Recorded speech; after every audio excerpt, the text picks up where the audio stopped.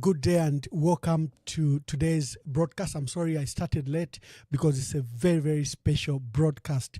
I've got guests, so you can imagine we're trying out the technical connections, and that's where the delay has occurred. But we are here. Today, we are discussing the Kikombwe shootings.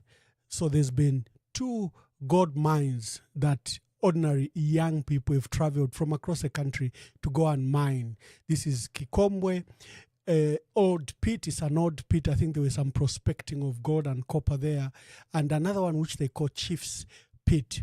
Apparently the numbers are crazy. Over 25,000 people have gathered there the last 1 month. Walife Mushi enterprise, commerce began, and cars and people flocked to the area.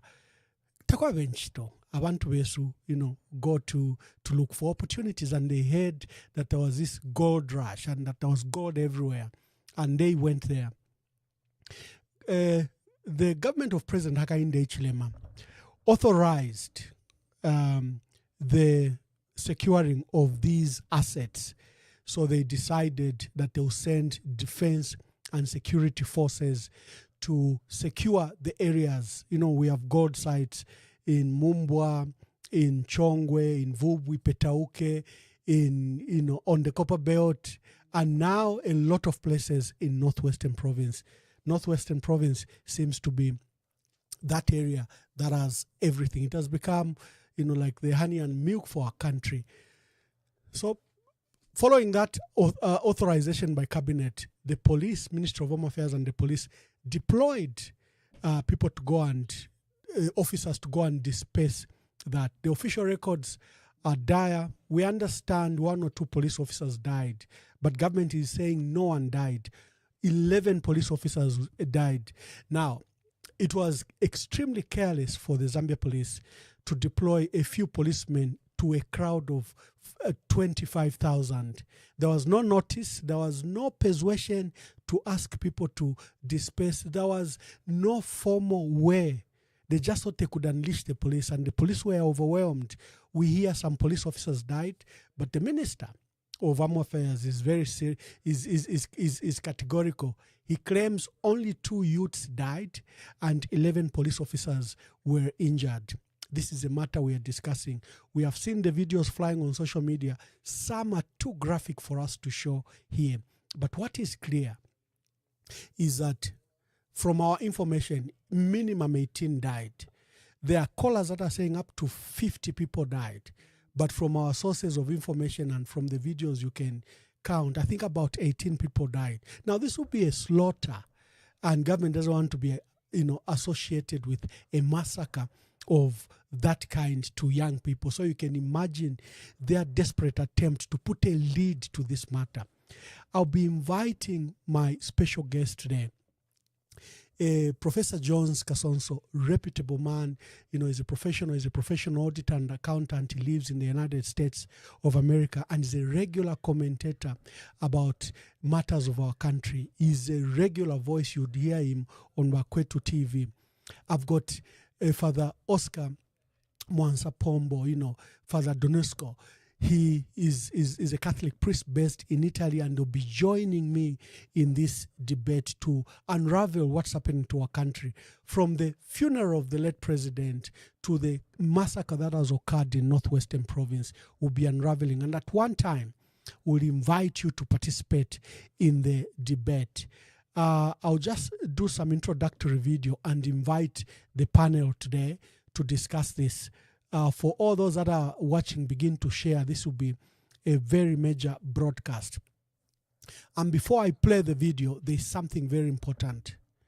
The government of the Republic of Zambia has made an application in the Gauteng Court, High Court, Pretoria Division, where they've removed the Minister of International Relations and Cooperation. Remember, they've sued 7 members of the family and the spokesperson, and last week they added the government of the Republic of South Africa through the Minister of Foreign Affairs, as we call them, but in South Africa the minister is called Minister of International Relations and Cooperation. So today they've applied an amendment to the court to remove, because they had literally sued the family and the South African government.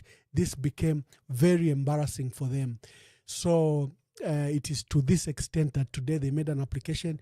I'll be able to show it to you. Stay glued, share this broadcast. It's also on YouTube.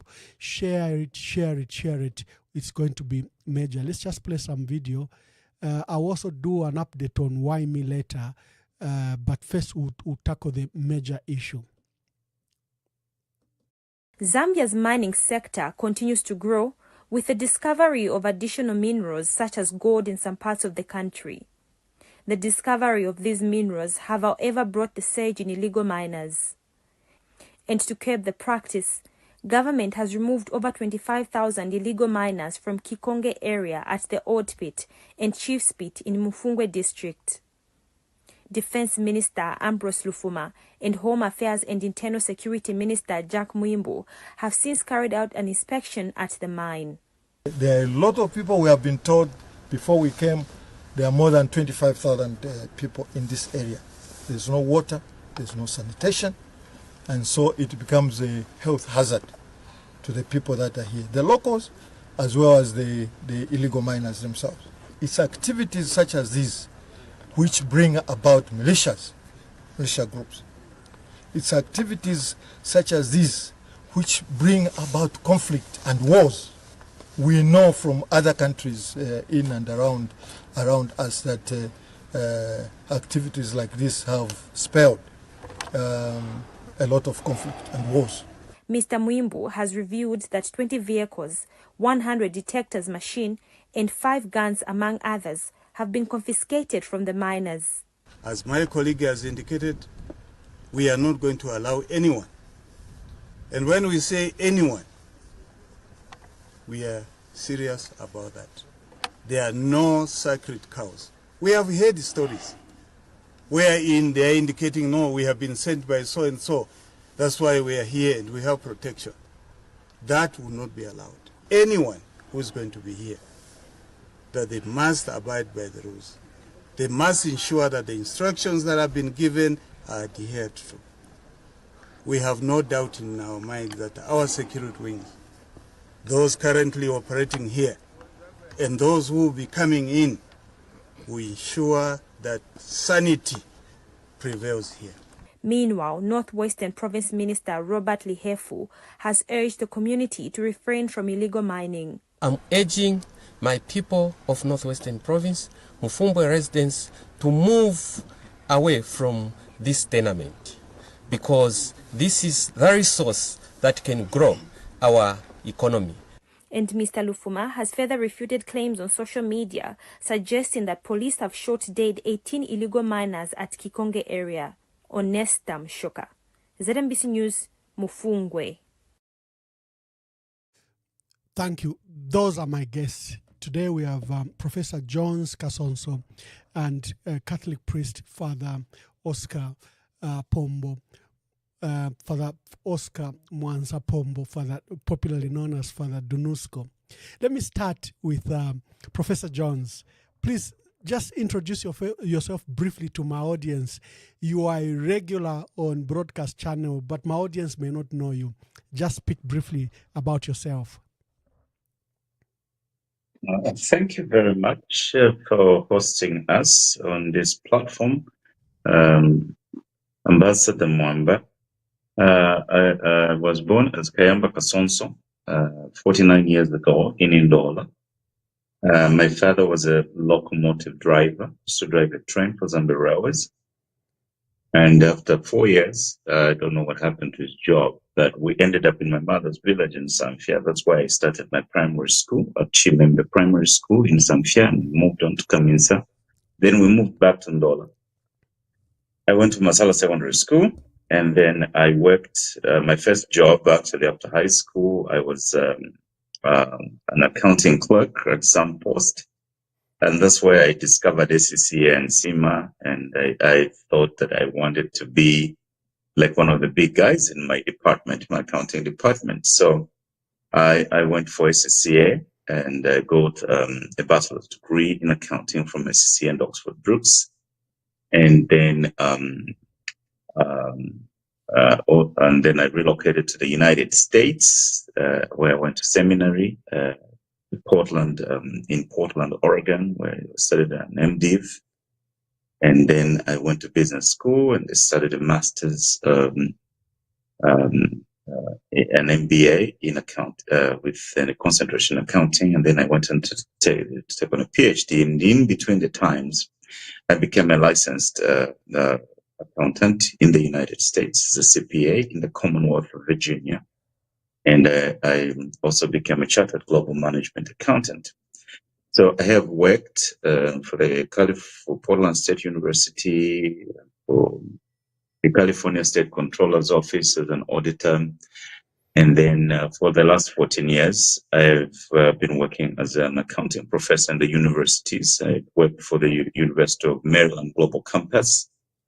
And I have also worked for Keller Graduate School of Management in graduate school, where I taught graduate level accounting. And then I worked for the Northwestern College in Iowa, and I also worked for the higher colleges of technology in the United Arab Emirates. Yeah, but in my childhood, whilst I was in Zambia, I was trying to straddle between being a young pastor and also being an accountant. So that is where that track, or where that dual track comes from. Yeah, so in between the times, I love the Republic of Zambia, I love the people of Zambia, and I pay attention to everything that is going on in the country. Often I comment on, sometimes I can even be obnoxious, but I'm just a sober guy who likes his country and his people. Ndevo afidafide muchita comment, Prof. If you mfide muchita comment, that's how you connect to our people. You are being a gentleman because you are Emmanuel Mwamba verified. Mwinjikata kumuchira na laisa, but ni introduction ifena chikapela kufekati yongo. Thank you. Father Donisco, please just tell our audience briefly about yourself. Thank you very much. Good evening, everybody. Good evening, the people from Zambia, and some of the friends who are watching us. Good evening. I'm Don Oscar, as Mwamba has been saying. Don in Italy, Don, it means a priest, Mr. Mwamba. So Don Oscar, that's what I introduced myself. I see. Yeah, there are Don two names. Oscar, Yes, like Don, Father Oscar. Don, yes, Don, I see. and Don then Oscar. the name I Oscar. see. Yeah, Nasambiri lako. yeah. Yes. Now, myself, our mafia na vile bashire mwanafia cha abapatiri balishupa, so our mafia bakuita likusabula title ya abapatiri ati Don. So our mafia babeta ati Don. So it's a confusing situation. Yeah, so my name is Oscar. I am a Kitwe resident. I studied at Malela Primary School in the years 81, Malela Primary School, and the years 71, 72. And then I went to Ndeke Secondary School when I passed to grade 8, Ndeke Secondary School, where I stayed only for 1 year because there were a lot of women who were running after me. So I said I could not do well with my studies. And I asked my family to say, please, can I go to a men's school? And so my family helped me to go to Chiwala Boarding Technical School. So I finished now my old secondary school at Chiwala Technical. I was a sports captain. I was a house captain and other responsibilities.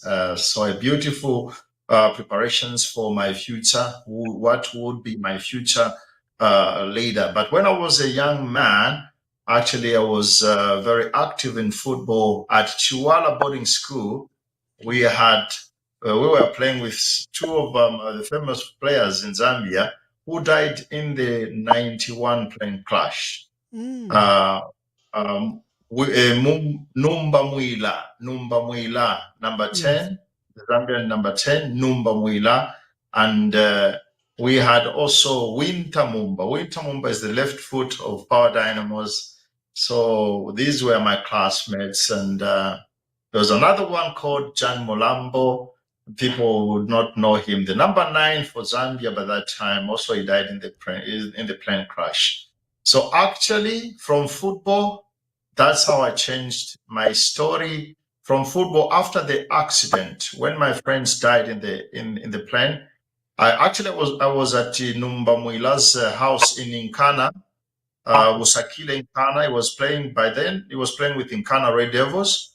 So I went 2 days before. I was at his house in Usakile, and then to just hear that the guy has died really changed everything. And that's how I came from football. And I thought God was calling me to something else because of losing 3 friends. Wasn't very easy. And that's how I ended up now looking around. And in 1995, I came for a pilgrimage in Italy, 1995. And in that pilgrimage, I just decided, I think I was being called to go for priesthood. And that's how I was not speaking the language, but then I just went on a very short pilgrimage. I loved the places. I loved the Catholic sites here in Italy. And I just decided that I was going to priesthood. And that's how I came to find myself to this place. That did my studies, my university studies at the Lateran University in Rome. So I've studied my philosophy and theology at that university. And I've done also my licentiate at the same university, Lateran University of Rome. So that's how I've come here, and I've done my experience ordained as a priest in 2004. And since that time, I've always served in the church in Italy. I've served in the church in Macerata, I've served in Rome, and indeed. My passion now to interact with friends, like even with Dr. Kasonso, my passion came when there was elections in 2021. So I was so much involved. There is a reason why I came out, and since that time, I've been very passionate about my country, and I think the experience I've had here, my country deserves that I can participate and share with the young ones and other people who are in Zambia. Thank you. Oh, wonderful, wonderful introduction for both of you, eminent Zambians in our country. So today we are discussing for our viewers the Kikombwe shootings. This is a shooting that took place when authorities decided to disperse over 25,000 young people that had gathered because there was a gold rush in Mufumbwe at Kikombwe area in Mufumbwe. We'll be going deep into the matter. Let's start with the announcement by the minister. The minister of both Home Affairs and Defense said only 2 people had died, 11 police were injured, and I think 3 other persons, but they claim that only 2 people had died. But here is a witness from the scene who spoke to your platform yesterday on TikTok with Lillian Tambo, our dear sister from the United Kingdom. Let's just hear what he said.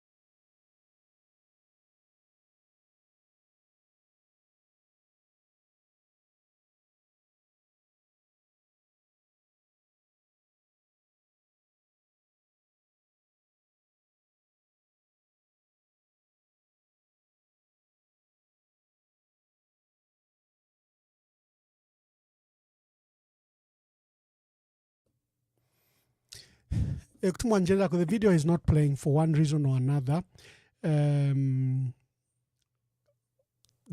I'll look at it and understand why the video is not playing.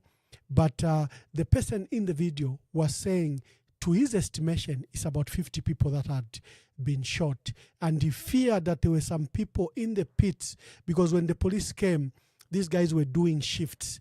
There'll be a first shift that will go in after a few hours, another shift, and they used to have 3 shifts. And he feared that there were some people in the shifts that had died. I will still try to see if we can retrieve that video.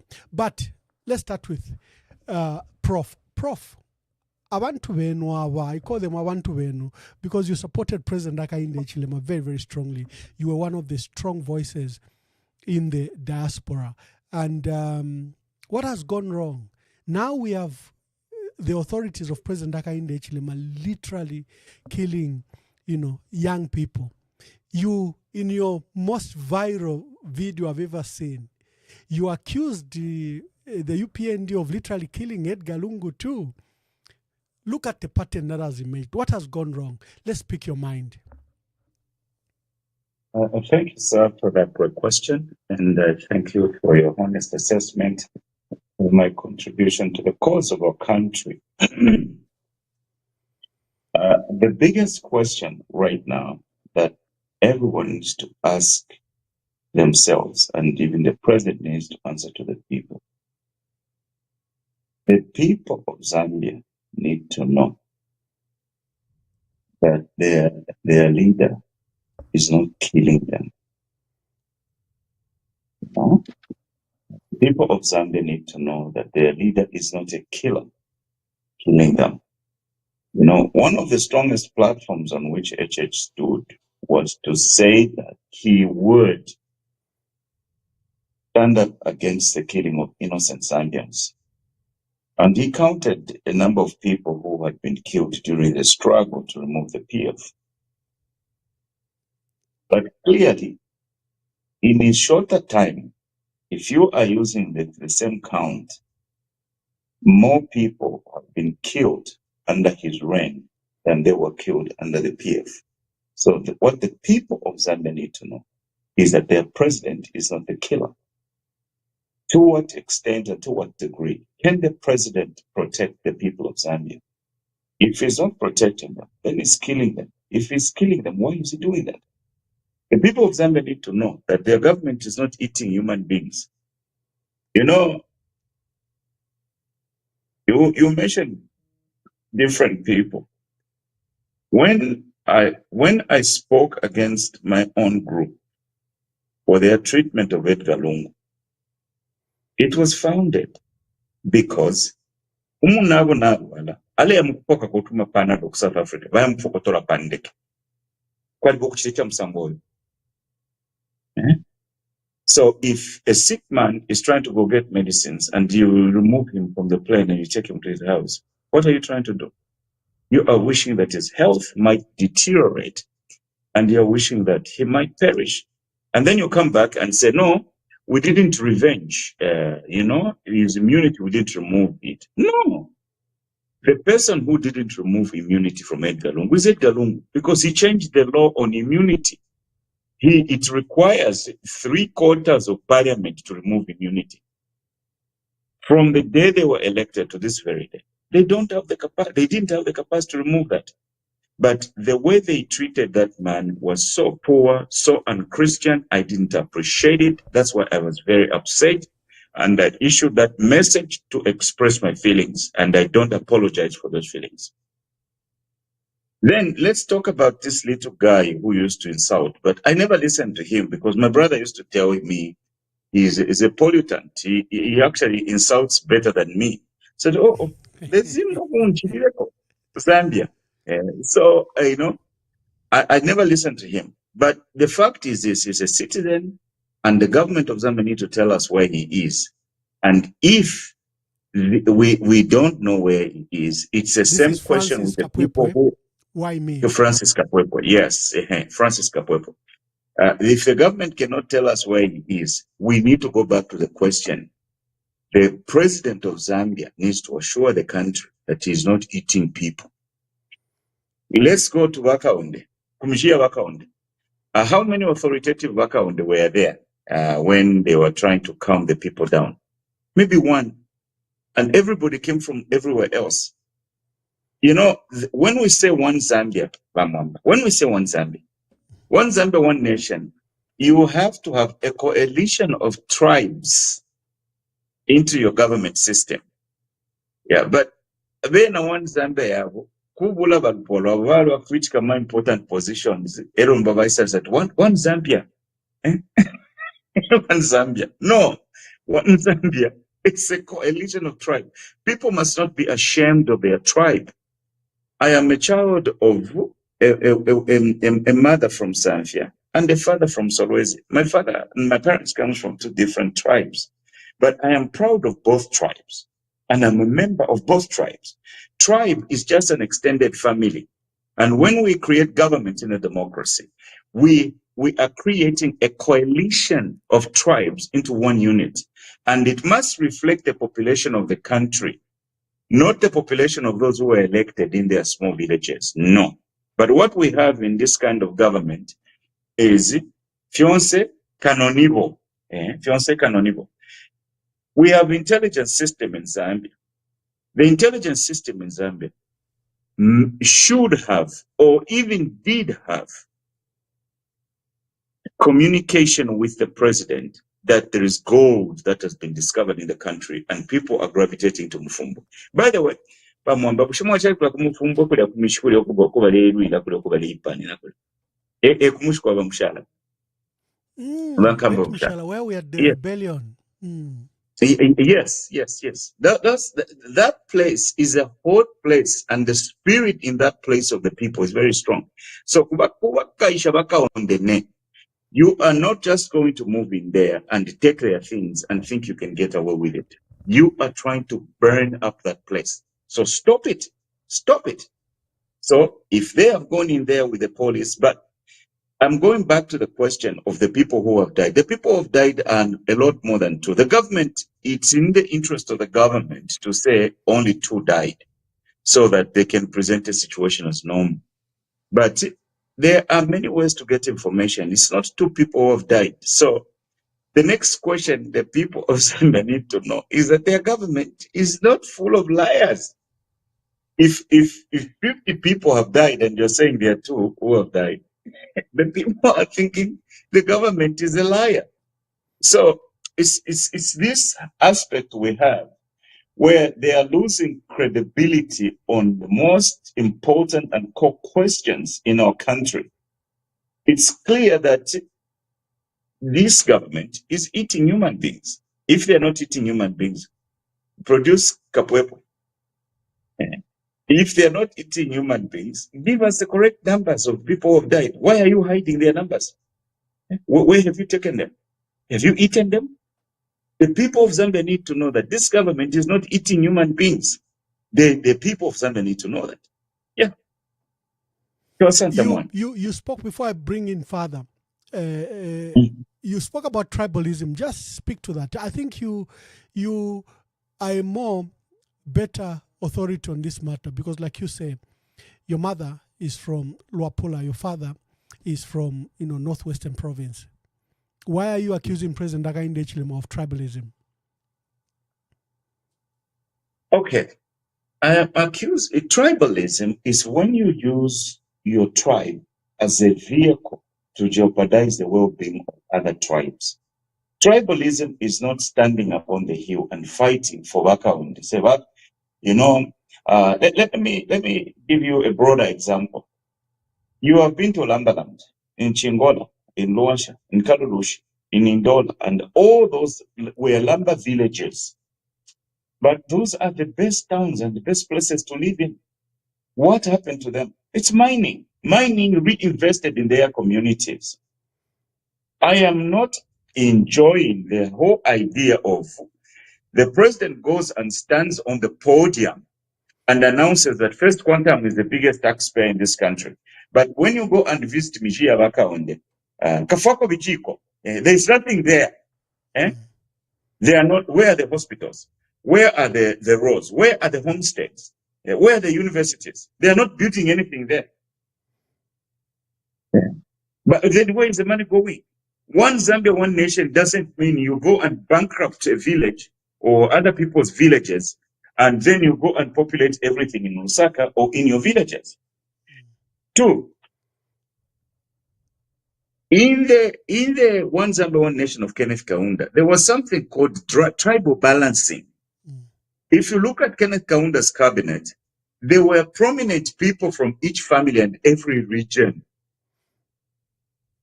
That is not the case with this government. The prominent positions are all going either to Bantu Tatwe or the people from Southern Province. You know, they are more than 55, they hold more than 55% of the position, and yet they are only 13% of the country. They are creating a Rwanda situation where the Tutsis are fewer and they are holding all the important positions. And when we give them this warning, they are saying you are being a tribalist. No, I am countering tribalism. Tribalism is where you use your tribe against other tribes, where you advantage your tribe against others.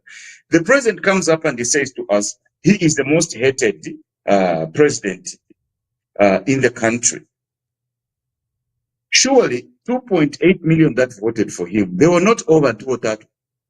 There are people from all over the country who voted for him. How can you be the most hated when you win the election by more than 1 million people? That is not normal. That is not normal, Mwamba. That's not normal. So it's the culture they have amongst part of my family is Ila. So I will say amongst my Ila people, it's a culture they have where they don't pay attention to what is going on in other families. They don't pay attention to what is going on in other tribes.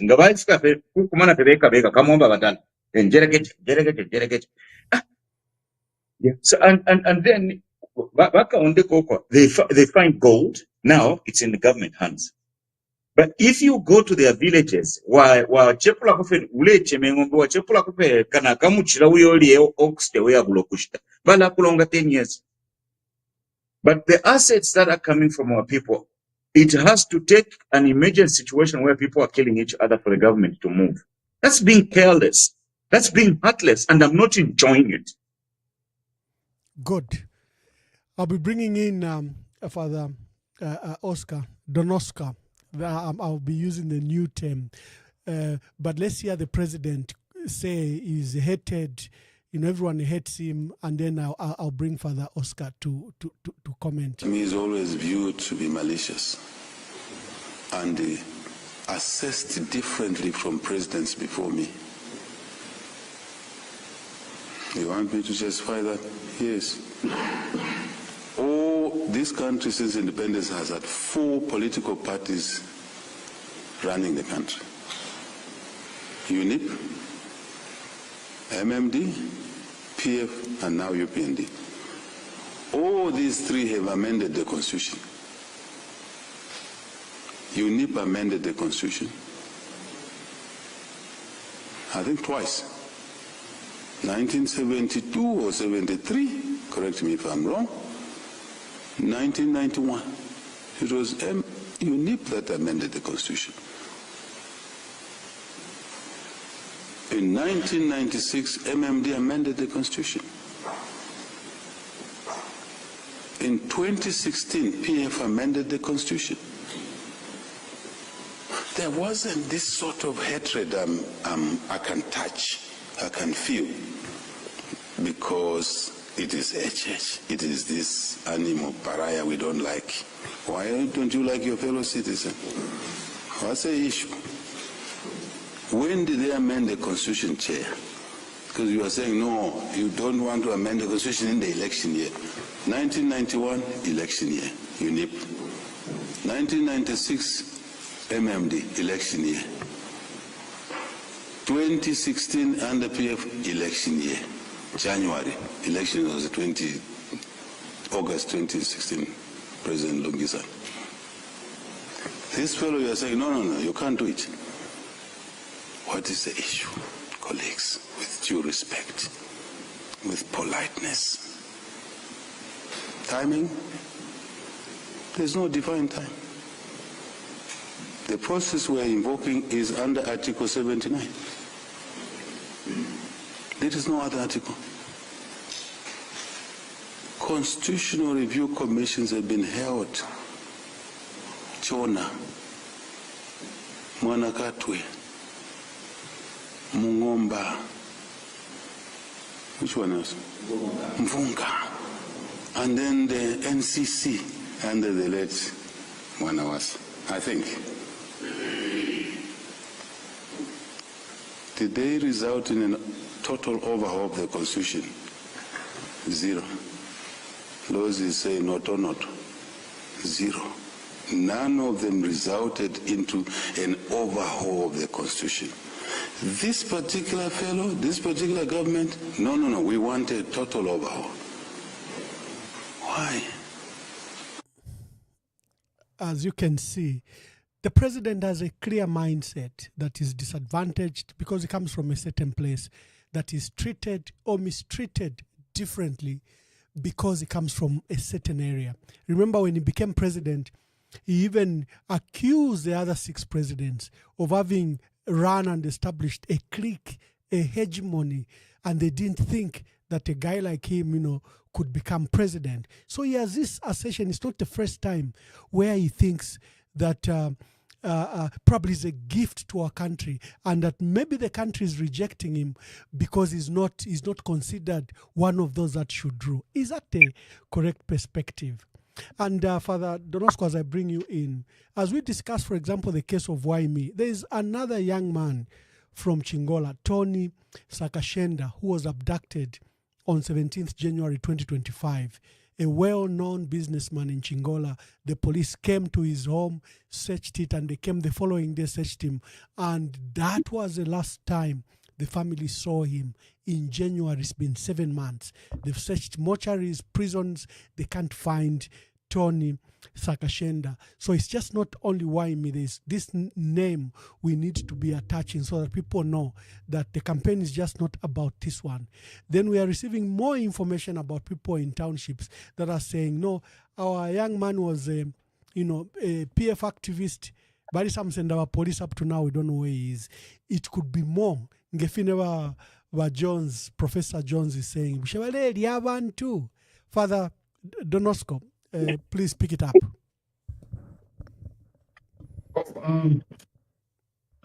I think I would like to start with the tribalism story, and then I'll come to give my own opinion to the question that President Hakainde Hichilema was asking. Why do the Zambian people hate me? Why do you hate me? If others, they went ahead with the constitution amendment, as he has mentioned, 1991, 96, and 2016, then why have they said no to me? Yeah, so first of all, let me start with the question of tribalism.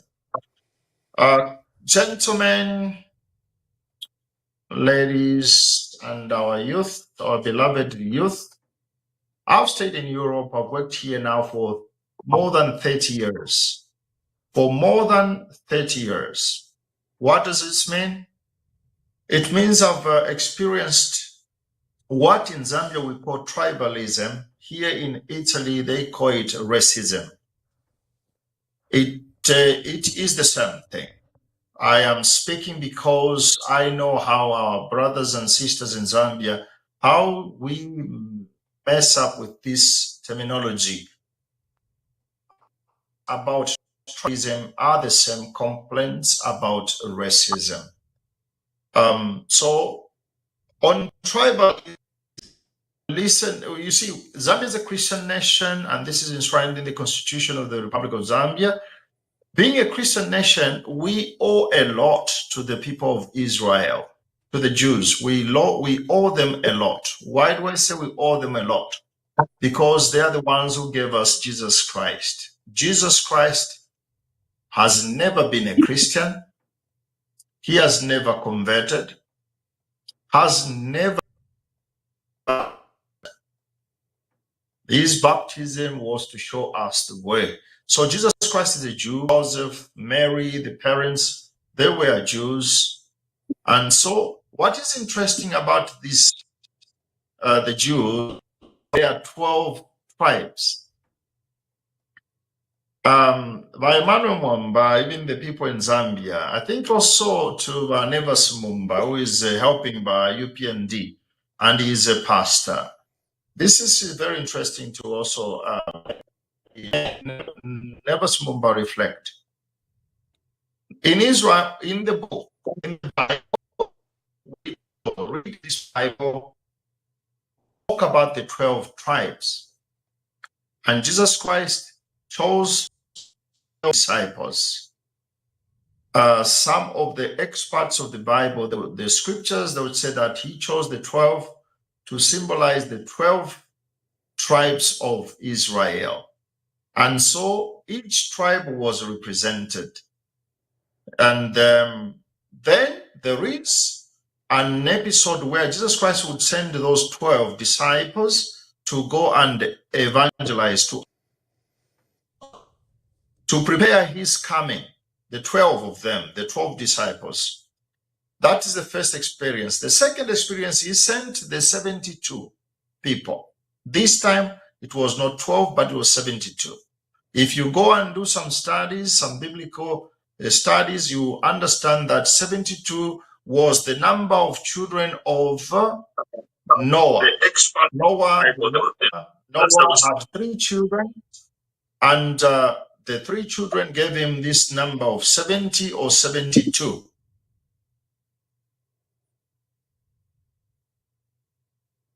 Go to the mission. It resembles, it is a significant a sign that Jesus Christ went to evangelize. He wanted to go and meet all the world. These 70 children of Noah, they are divided between North Africa, Palestine, and part of the Europe. So it was by that time the representation of the world, the whole world. So Jesus Christ had to go and send the message to all the world. So the 12 tribes of Israel, up to today, we mention them. There is no problem. When we talk about the tribe of Judah, the tribe of Dan, the tribe, there is no problem. We mention them. Why should it be a problem in Zambia if we mention the 72, help me, 72 or 73 tribes? Why should it be a problem? They should not be a problem. We can even joke the way the Samaritans, look at the Samaritans, the way they were being treated in the gospel. But Jesus Christ loved them. So in Zambia, the difference of tribes is not the problem. The problem is the person. I hope that President Hakainde Hichilema doesn't have this problem to meet with different tribes. I hope. Because the former presidents, Zambia has been peaceful. We were cracking jokes. Gentlemen, we were cracking jokes. Vakaonde. Nenyimbo shabo. Inina kulira nenyimbo shabo Vakaonde. For me, Vakaonde, don't touch them. Masasu band. That was my preferred nanikane. Now nanikane. Mulemena boys. We crack jokes, we laugh, it ends up there. So, as I'm giving now the tribe here, let me come and connect with the racism in Europe. I'm black. I've been in authority here. I've been in the office. You people, they have been laughing at me sometimes. They would laugh at me. They would say, you are a black person. When I walked in the office of the bishop, I was the personal secretary to the bishop, a black man. Do you know what it means? President Hakainde Hichilema, do you know what it means for a black work as a personal secretary to a white bishop in Italy? Those who have been here, you know what that means. Do you know what they were asking me? People asking me in the office, excuse me, where do you come from? From Zambia. How come you are the personal secretary of the bishop? You understand? How come? So now, and the experience that I've had now to help a lot of black people here in Italy.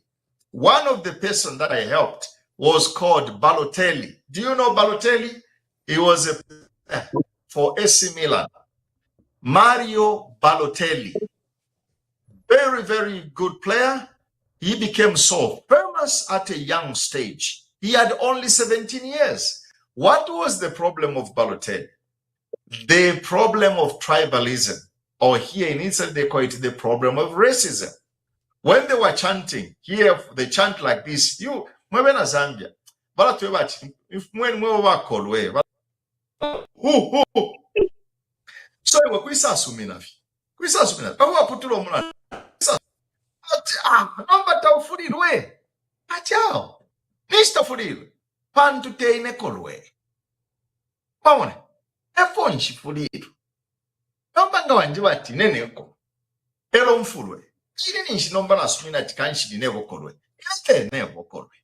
If you are black, black is just a color. And it's a very rich color. So to afumakuri racism, three tribes, we can crack. But President Akende Chilema, it is a normal thing to crack jokes. To talk about Avalanda. Ine nevo pombo. Oko nasambile kuchiwala kwa liwa mpombo. So ine pombo. Nalebe bati mafi ya mpombo.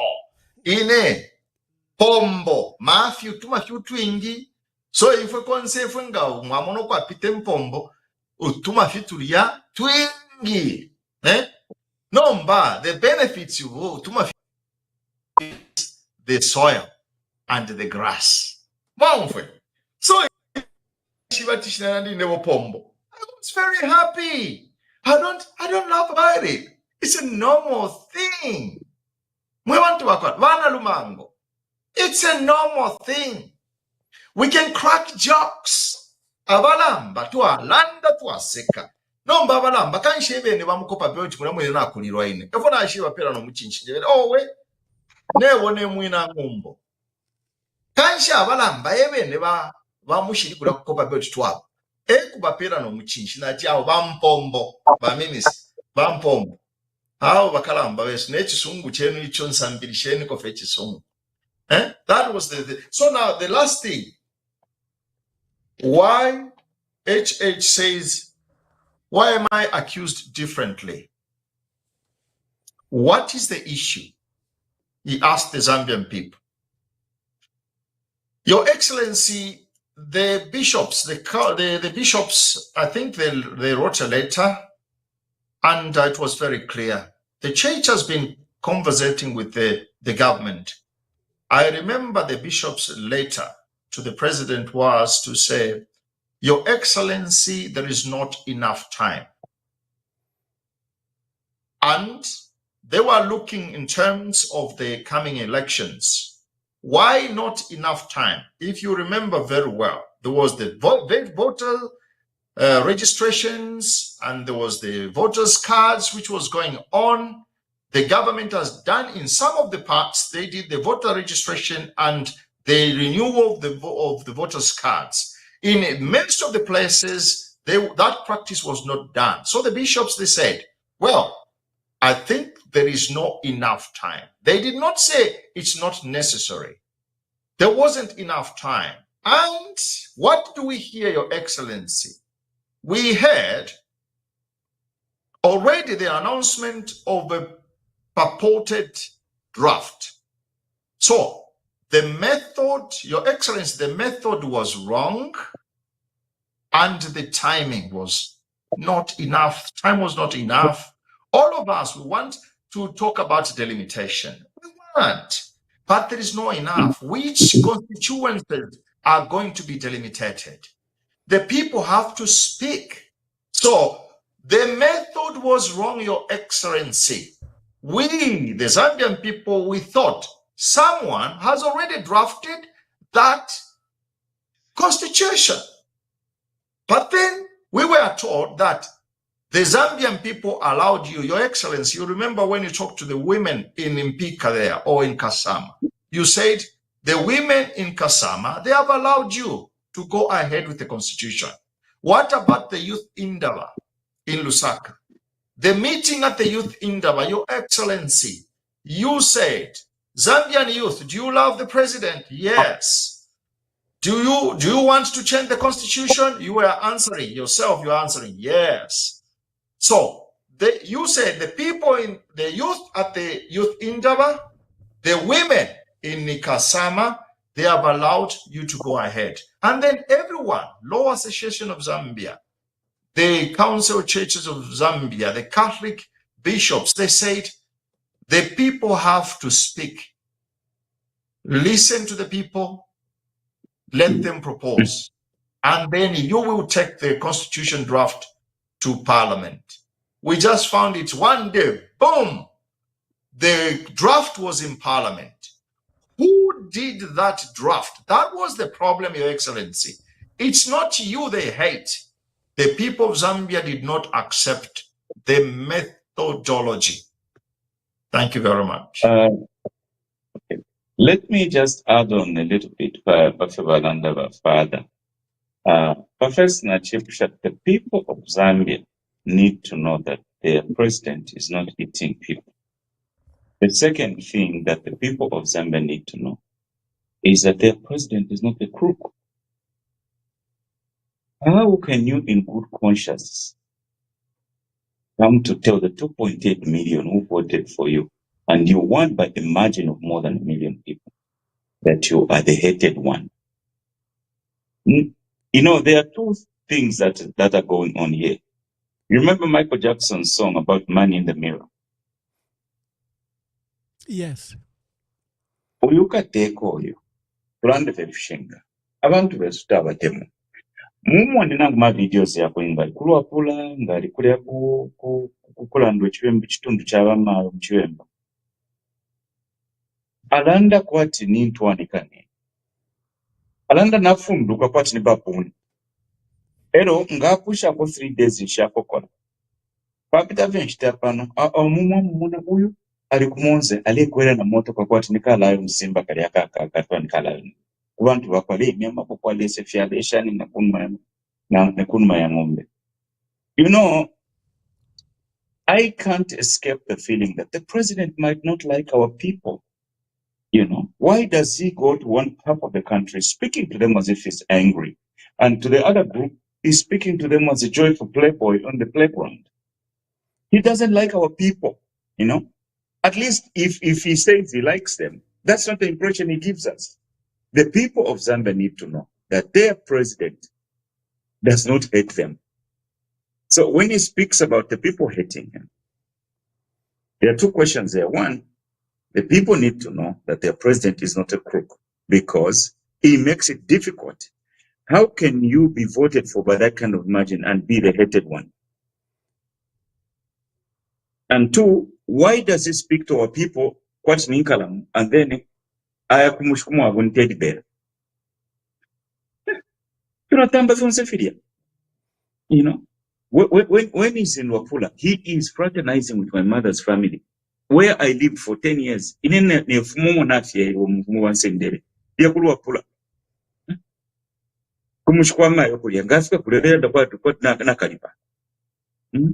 aya kukasa amukuba bepa ati onna basumishanya ati balamukuchinja constitution nibasumishanya banani.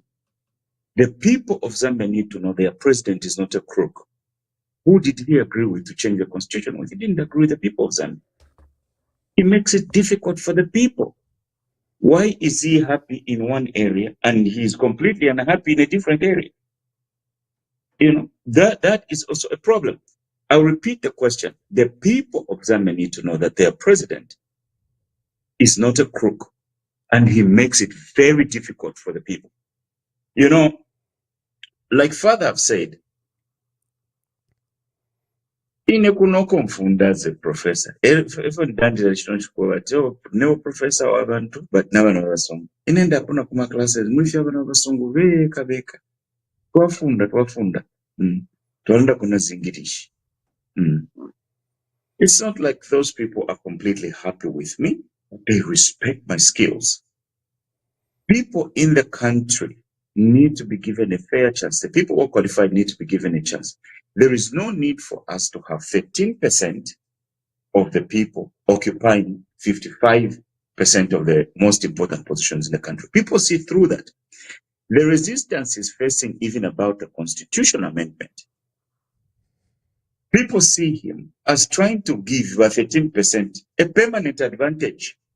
And that is what they are resisting. The 87% of the citizens have seen through that. That is why this effort is going to be rejected. We have changed constitutions before in the past. He was even mentioning with the former presidents, this, that, they did that. The presidents, those former presidents didn't sit in the small dark corner and draft their rules and come to impose them on the rest of the country through the parliamentary process. So the resistance is facing. You know, in my mother's village, they say, Ichikwanka, bachimwena kumampalanya. They have seen the way he's governing. Ichikwanka bachimwena kumampalanya. It means that you can use comparative analysis to understand what is going on. You can compare and contrast, you know? So the people of Zambia are seeing the style of government. The only thing about for tuma gloves to a whitish, whitish, but by some shava tonga more important position. For example, kuno ku America, abene bamushi ku Washington ku embassy nibajiwa mbakanyama batonga. Ngamwaya ku New York, abene bamushi kule ku United Nations nibajola milambo batonga. This is the first time in many years when we have had one tribe control those important posts. That's not normal. The people of Zambia, we are used to be mixed up. Mumone nangu mabuteko, ndandite kwa benatata. Mumone nangu mabuteko ya kale, kupumake na kale. Mwanankwaka unda, kwisa kuliba mwana wasa bachiroba shani. Tuwale mfuako, people from prominent families, kwaliko ba mulemba, kwaliko ba sondashi, kwaliko ba teta mashimba, kwaliko... No, Bobuteko, all the prominent ministries, ufuitika kwa batonga beka chapa. Mwesa lo shapali budget, but control 70% of the budget. How can the people be happy of that? How can we who supported this government continue to support it? Abana ba Zambia kuba sankanya ifo babateka. So if ever let the mufulo, mui moneste ometi ba kwata na nalungu. Where does it come from? Okay, let's say political rivalry bakwete na balungu diary healthy, and it wasn't good for the country. Tabamu chite treat we no munabo. Nabe na balungu tababa chite treat we. But let's come to terms with reality. Let's come to terms with reality. The reality is umbiarifo tusherepo na umu. So ichi pichonse chesu chana kwira pali usherepo mkuntulu. I'll give you a practical example. Can you imagine if HH did not decide to revenge against ECL? Because he has revenged. The only credit he gives him, no, immunity, I don't know. Why chingiro mwine immunity ni ECL? Ninda ndapo ifina labo kashapuna fuji. Why chingiro mwine kuri immunity ni ECL? ECL, ewa bikile kwa fundeli ya kwa bati ni 2/3, whatever, it's 2/3 or 3/4, whatever number of people who should vote in parliament. They don't have those numbers. That's why they never removed his immunity. But clearly the way they were treating him, it's all about vengeance. And you can see even the way the members of the opposition, the other party, the more about conciliation, treat poorly and stuff like that. And then it's logistical. Number, how are you going to go back to the same people and conciliate? So he is stuck. He is stuck in revenge mode. So we shouldn't be revenging. Maybe we should say this. Haka in the Hichilema may have been too damaged by the things he went through. He may have been too damaged to be president of our country. We need a breath of fresh air. We need a breath of fresh air. We don't need a president that is cowed in revenge. We don't need a president that is stuck in the hurts from the past. The country is not progressing. And then inabaleta ko imbeti kwenyu. What kwenyu is, Mwamba? It's box ticking. Yeah. It's the act of focusing on fulfilling administrative or bureaucratic requirements, often at the expense of addressing the underlying purpose or achieving genuine results.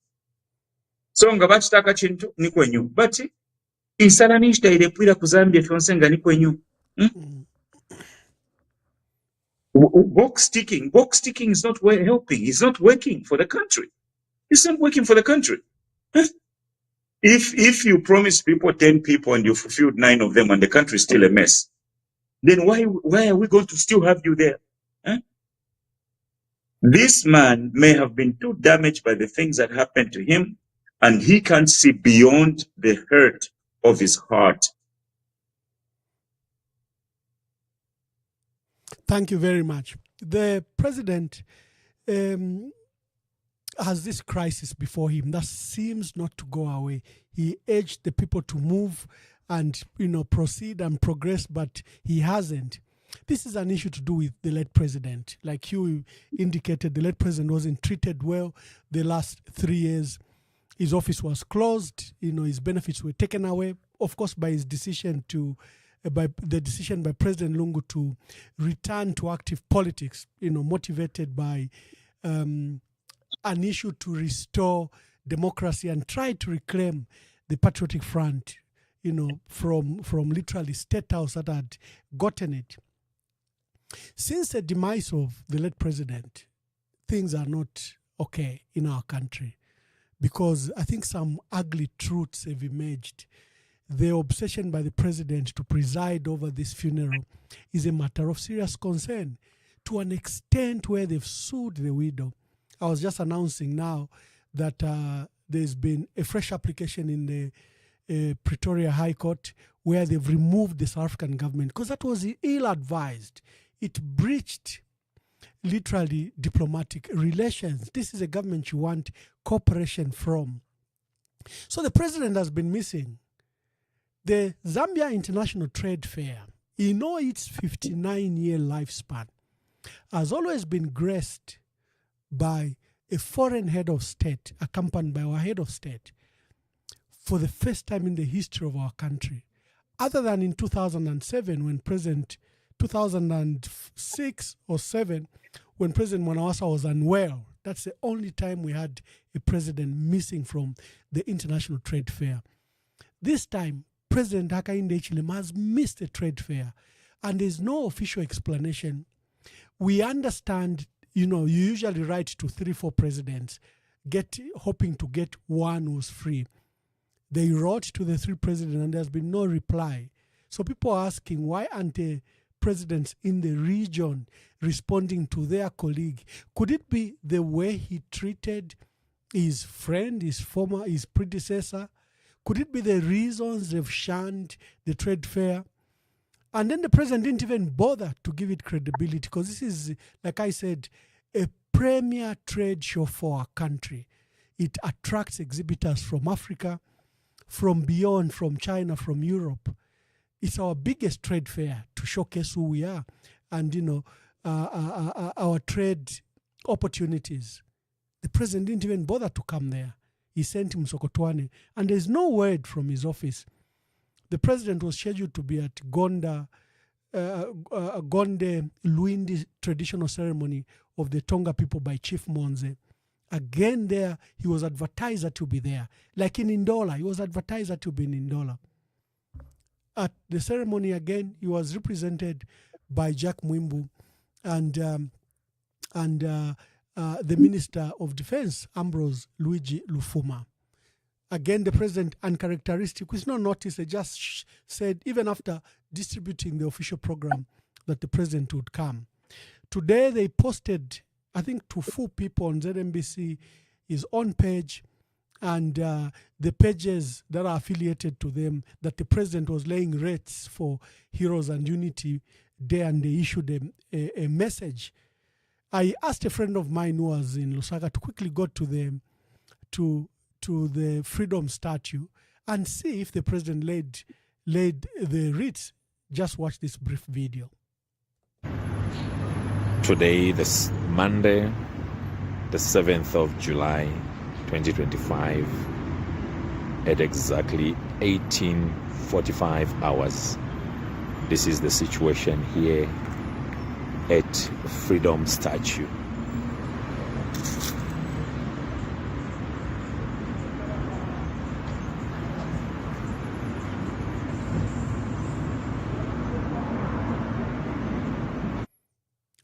So we are Emmanuel Mwamba verified. I sent a friend of mine, my brother, rushed to Freedom Statue. See if they lay rates today, diplomats and the president lay rates, because I've produced this picture and they want to show that the president is around. Because if a president misses a big event like the International Trade Fair and this traditional ceremony in Southern Province, there should be an explanation where the president is. If he's resting, why would he rest when there are these key presidential duties? Fish fikete wakateka very quick. When we ask question, they'll tell you that is cyber. When you ask the question about tribalism, they'll threaten you with cyber. This is what brings me now to the other set of discussion. The problem we have of establishing, for example, where Waimi is, or why the president is appointing the number of people he's appointing from the certain region, or why in this case he is missing, is that the president has just passed some of the most repressive laws we've ever seen under the guise of cyber security and cyber crimes. Those laws are just literally outlawing any discussion in our country, any criticism of the president, and especially the issue of tribalism. But Professor, just let me backtrack a bit.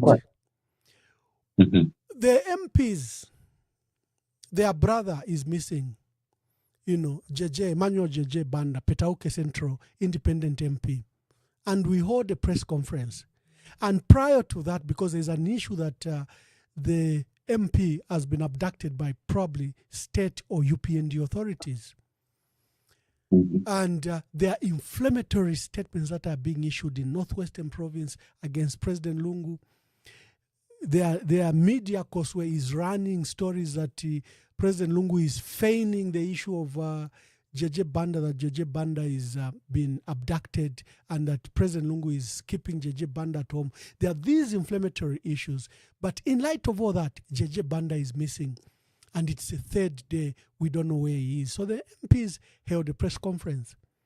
Maureen Mabonga from Mufumbwe condemned the youths from Southern Province who had said PF and Edgar Lungu, that's a no-go area. The ones in Northwestern Province, you must have seen those videos, were even saying, can you bring Edgar Lungu, we take away his life, Mr. President.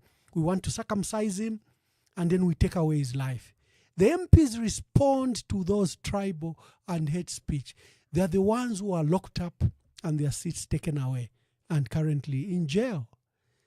So he has allowed a situation where Koswe and this media can insult, can do tribal speech, can do anything. But you, Professor, if you say, strongly you say, Momoalia Edgar Lungu, look at the tribalism where you are practicing. Like you are saying, you are only 13% as Bantu Butatu, but you are occupying the majority of seats. They will term that as hate speech. And if you are in Zambia, they'll probably pick you tomorrow. That is the kind of the country the president is fashioning. He doesn't want criticism, and the laws he has brought onto the country is it has brought silence. And per social media, at how I can't comment because I don't have a lawyer, or I'm not in the diaspora, I can't comment. You probably have seen that comment. But that demonstrates the seriousness of how he has clamped down on our people. Let me invite your views. Either of you can start. Let me maybe also start with a question. The people of Zambia need to know that their president is well. Because if a president misses the major events, we are well happy.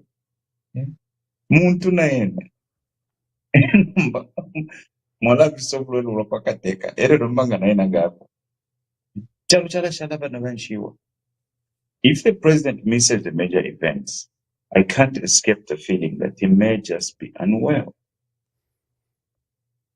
And it's okay to send other people if the president is not feeling well. I don't even know you, Ambassador Mwamba, you worked in the government. You know the protocols around disseminating the sickness of the sitting president. Oh, Prof, So, I can help you. Last week, there was a yeah. major event, celebration of Botswana independence, and they had this ceremony where they were going to celebrate Saserese Khama as a founder president. And the president was advertised that you officiate at the event. At the last minute, because the president has been in the United States, he was in Europe, he's been in the region, and he fell ill. He just didn't feel he was fit to go to the event. And when the event opened, the master of ceremony was excused, and the minister in the presidency came and announced live on national television. We were expecting to have the head of state here, Advocate President Duma Boko. Unfortunately, he has fallen ill this morning, and kindly pray for him. We hope he will return to his duties. There was a harsh silence, and just the sympathy that the truth evoked. Then the ceremony began. And true to how it is, the following day the president was well and even apologized that, look, I had the medical incident. I truly couldn't have come to that event, but I'm now well. He's been in Malawi the last 3 days, officiating at Malawi's event. There's nothing wrong with disclosing. Fafine Mwalanda, Kateka na omuntu. Why are we making them like they're gods? Ushe Kateka ngana wala teti mulande. So, but thank you so much for highlighting that incident of how it is done in the region and in smaller countries around us. That is a good example. So we have to go back to the old question. The people of Zambia need to know that their president is not a crook. And it's very difficult. We are living under very difficult circumstances to believe that the president is not a crook. Bubera bwatama.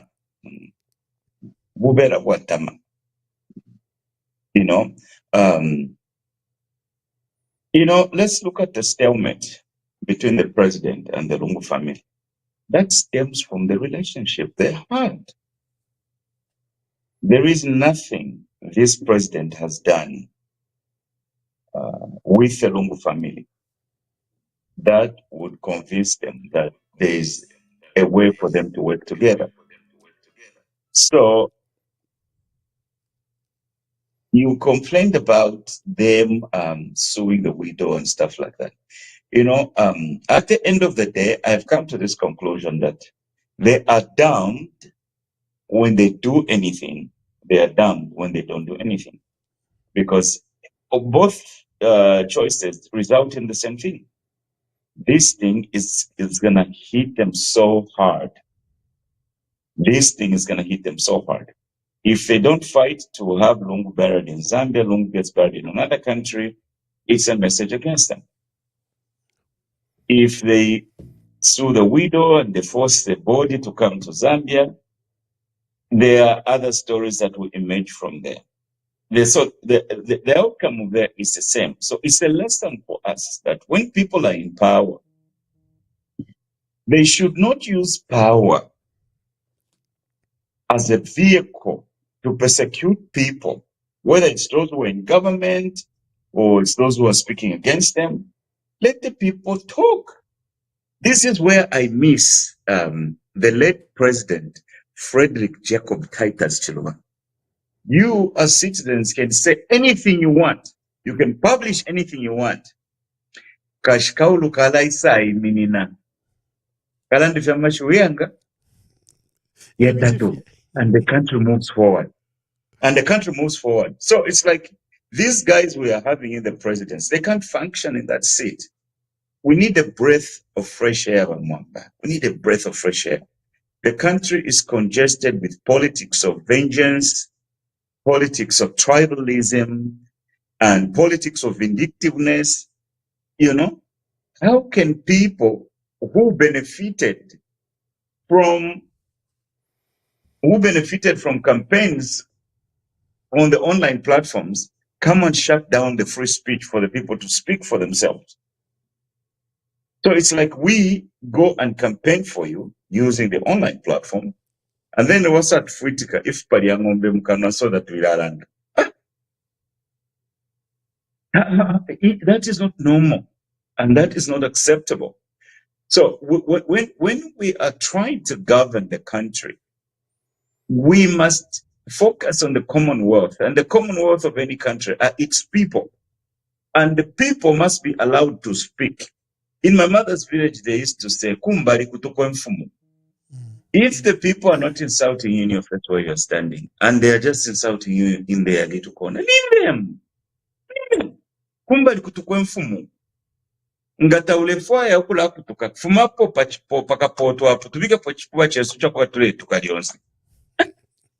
People sometimes go and vent. Yeah. Yeah. Yes. People vent, Mwamba. People vent. I could be struggling with a different issue, and then I come across what the president has done. Then I sit on my machine and vent.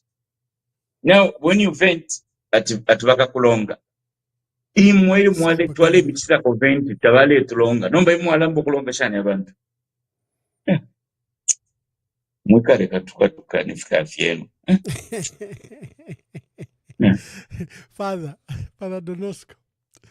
Mwambe nepe pomubele leko ba Kasonso.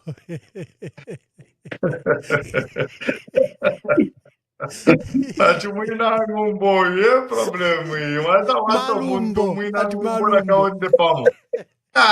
Ni bomu. Okay. Anyway, Inena, you see, on I think I would also accept the narration Yaba Dr. Kasonso. I think there is some sort of bitterness in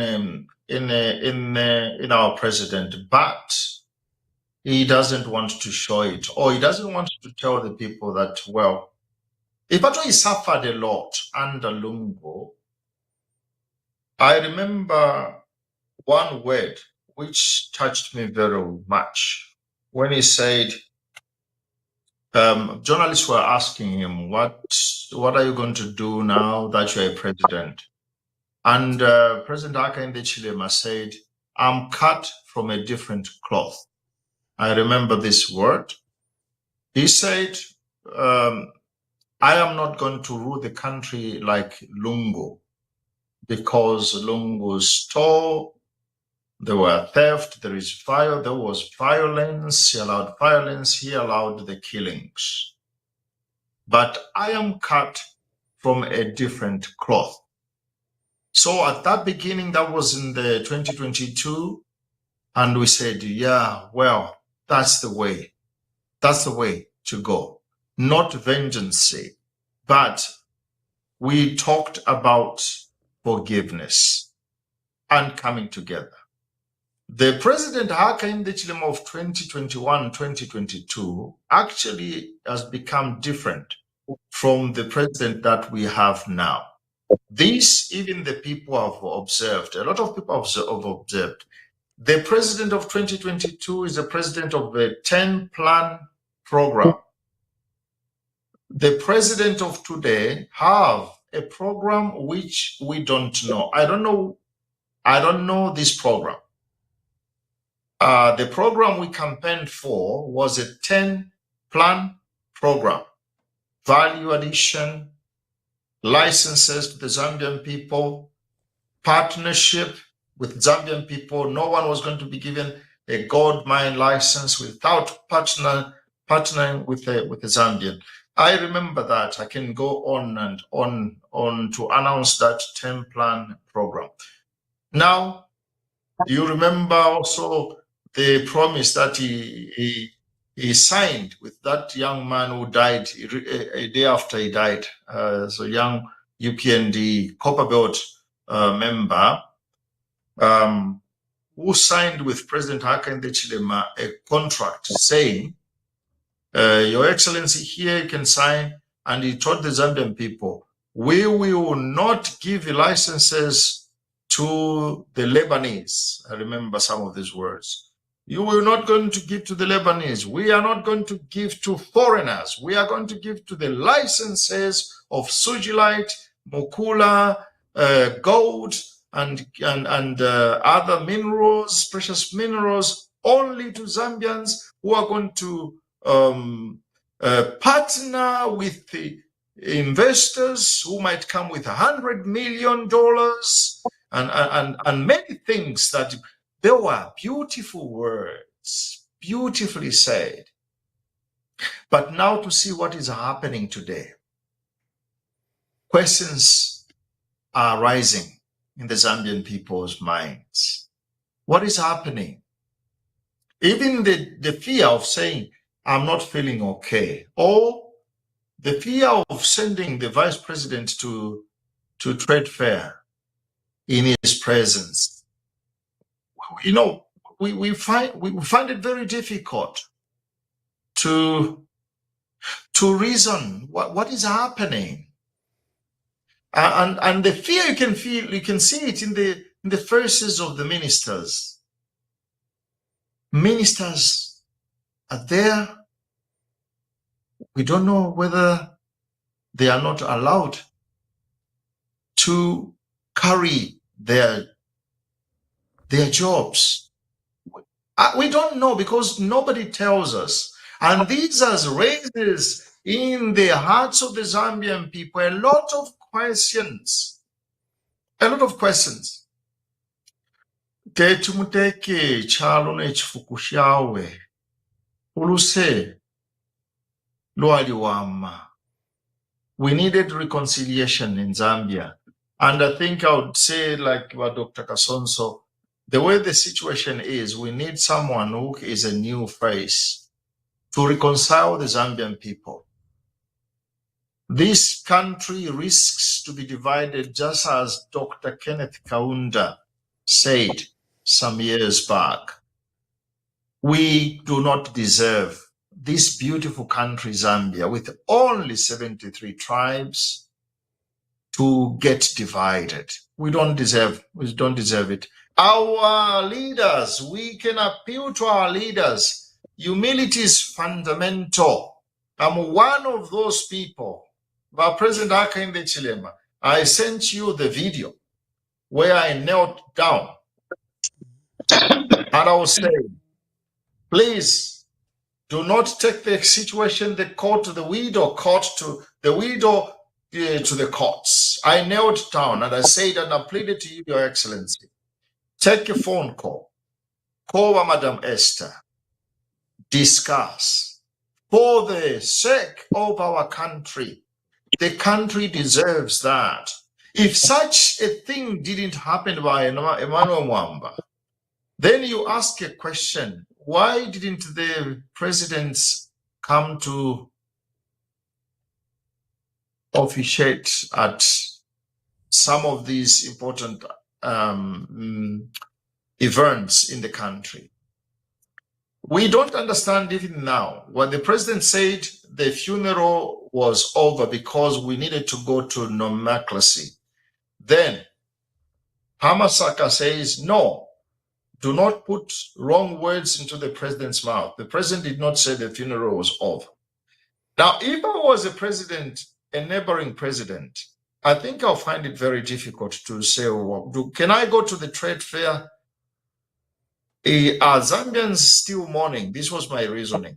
Are Zambians still mourning or they have stopped mourning? I think I would ask myself such a question if I was a neighboring president. Because if Zambia is still mourning, by Mr. Mwamba, how do you expect a president to come and officiate and rejoice and laugh and sell and buy? Sell, buy. You talk about the economy when I don't know whether we are under mourning again or whether the mourning is finished. It's very difficult.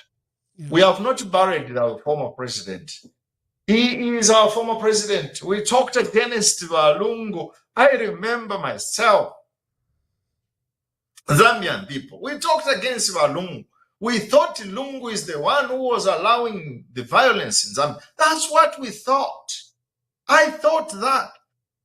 I never knew this man was so humble. I knew by Esther Lungu, that woman is a strong woman. Imaba PF Chabinga, niwewo PF iwe. Mwena ni wonse Uyulungu esabwela I'm coming back to politics to serve and protect my party.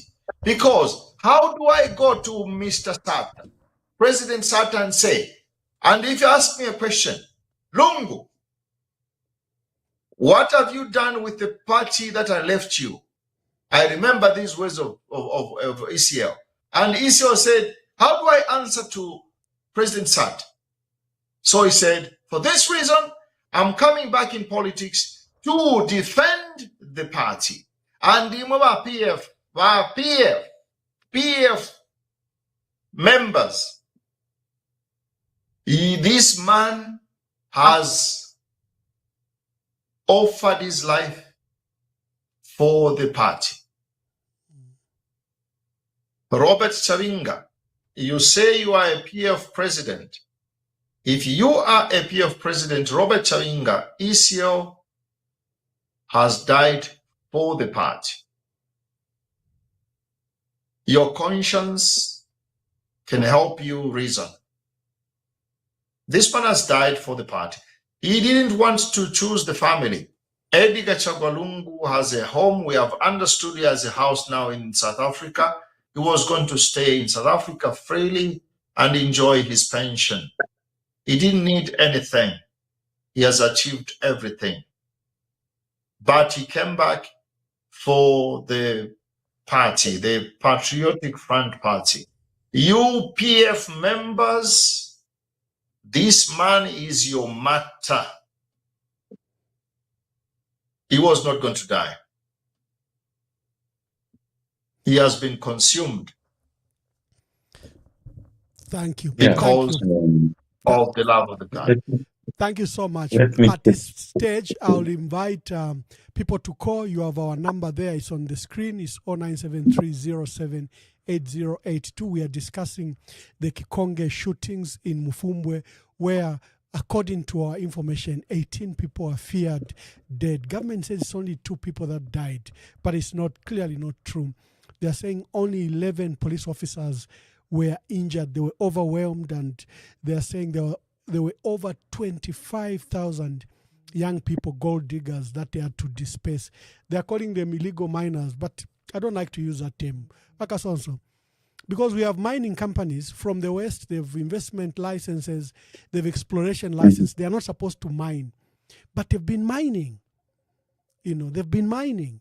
When our people go there, you call them illegal mining. And many of the people that are mining currently are actually have exploration licenses, but they use exploration licenses to mine. When our people go to do the same thing, whether they have licenses or not, they are called illegal miners, they are called jerabos, instead of regularizing the opportunity. That is one of the issues we are discussing. Then the just general governance of our country, I think is under discussion in the manner we are being ruled. Kasonso keeps on saying he believes that President Hakainde Hichilema is not a crook, and he believes that President Hakainde Hichilema is not a liar. But all actions are proving that he is. And so I'm opening the lines. I think I've got first caller. Hello. Hello, caller. Ambassador Mwamba. Have you called to participate in on the program? Yes, sir. Okay, introduce yourself, sir. My name is Mulenga, and I'm calling from New Hampshire.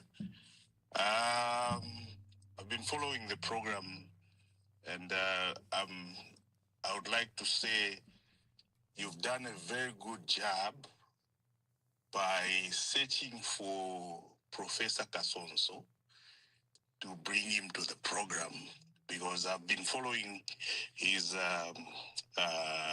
comments of late, and The other thing, again, I commend you for bringing our party. That is a very good job. I think the program that started as a little program, Kasonso, Mkwai. you remind me of Honorable Penza.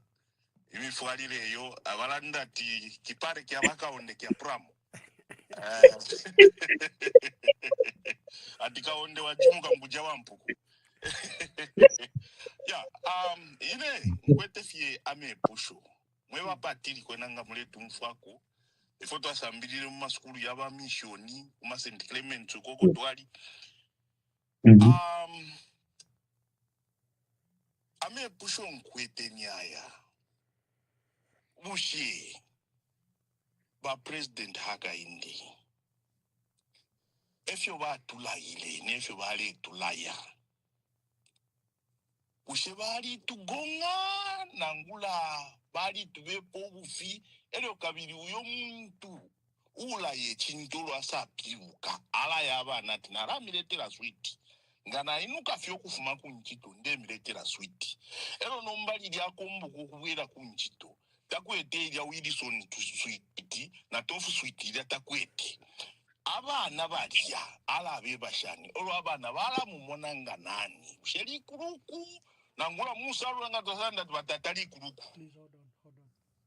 Emkwai. Thank you.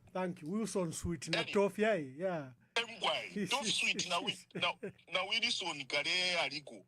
Bala miletera olo basala ndato toileta o batata basuminisha batata bala lande chishinka bando wale tuna tule lande chishinka. Elio kabiri ba Kasonso.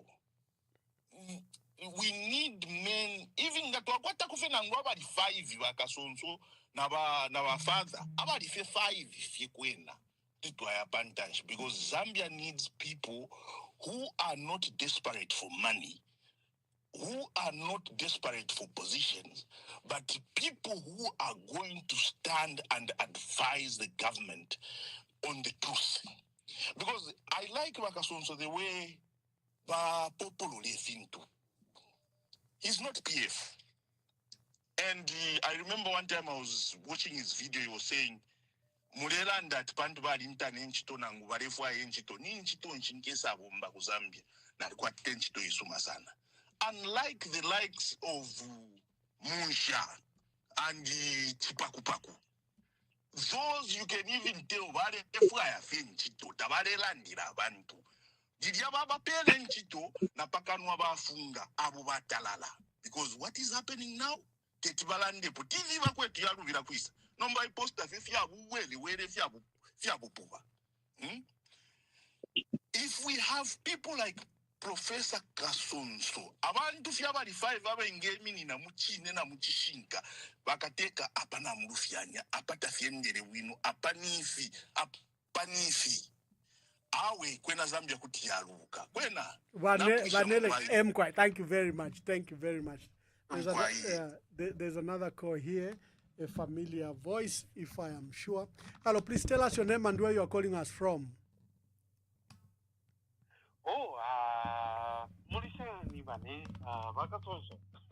Your brother here,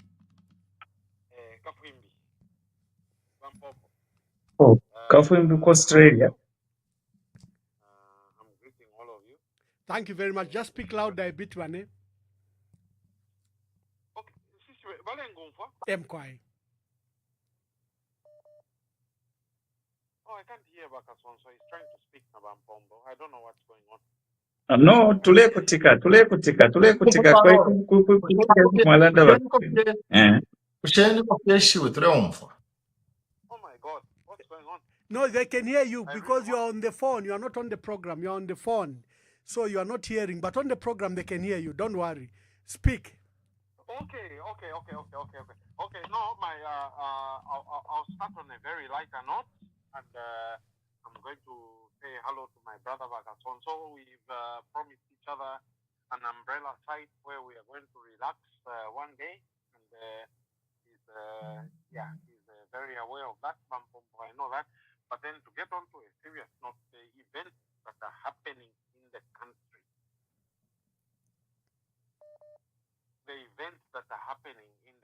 now. It is so shocking. In fact, you are even getting lost in the amount of things that are happening because one, like I posted on your program, Mwamba. Mm-hmm.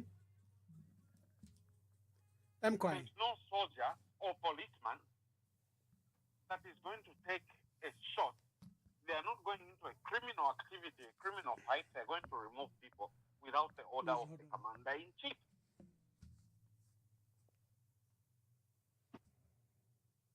So the people that issued, yeah, my father was a soldier until he retired. All my uncles are soldiers until they retire as generals and what, starting from there's no soldiers that will take a life or policeman without the order of the commander who gives that authority to kill.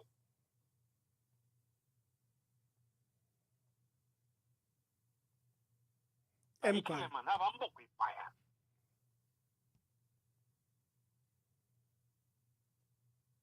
he didn't, he would take the discourse to immediately discipline whatever has happened.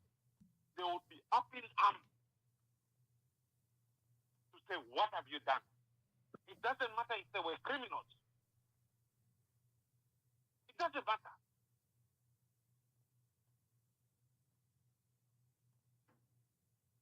Quiet. They are killed. Now resolving a softer way to come out, which has become a trend of the UPND. When my brother, Kasonso, spoke about Valongo, I was quiet. I used to speak to him. There's so many things, even personal things we share.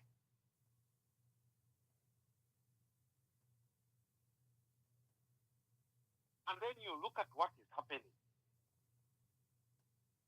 What is gone wrong with these people? Bampombo, I used to castigate you for taking too long. You remember we had that 3-minute or 5-minute thing, and you used to go on. And I used to say, stop supporting. No, we're all supporting. I must be honest. But you supported longer because I always used to be saying, you're taking too long. We all want to speak. You supported longer. And you remember, over 5 years ago, I was saying, why are you taking too long? We all want to support UPNG. But you used to take 10 minutes and lot, and they used to get annoyed because we all wanted to get there. Where are you now? Where are we now? What have we done? Nimwe mwabaletere poba ichilema. I don't want to say too much because Pantu, even this day I've just been fighting with people. Some person, David Simba, was talking to Frank Sayali, that in Mutuka and all that. So I think I'll hold off and let you go and I'll watch the program, my brothers, and let's continue. I don't know. Thank you very much for being there. We've been there for each other. Yeah. My brothers. My brother, thank you very much. Let me pick some more calls. Thank you. Nabo bonze fena bakalipani ba Kelvin Chanda abo ku Australia. It's your duty, Kasonso. You have a duty to undo this. Please tell us your name and where you're calling us from. My name is Sencho Banda. Honorable Sencho Banda, speak in the microphone so that we can hear you. Okay, are you able to hear me now? Let me see, maybe it's just my phone. Okay, yeah, try. Okay, yes. You can hear me now? Yes, we can. Okay, firstly, I'd like to speak about the tragedy which has happened in Mufumbwe. Firstly, I want to underscore that the core responsibility of government is to make life possible. Not only possible, but to make life better amidst scarcity of resources, inequalities, as well as structural adjustment. the effectiveness of government is not seen in how it enforces the law, but in how it protects the vulnerable, how it creates opportunities for those who are needy, how it removes the needy from poverty and also desperation.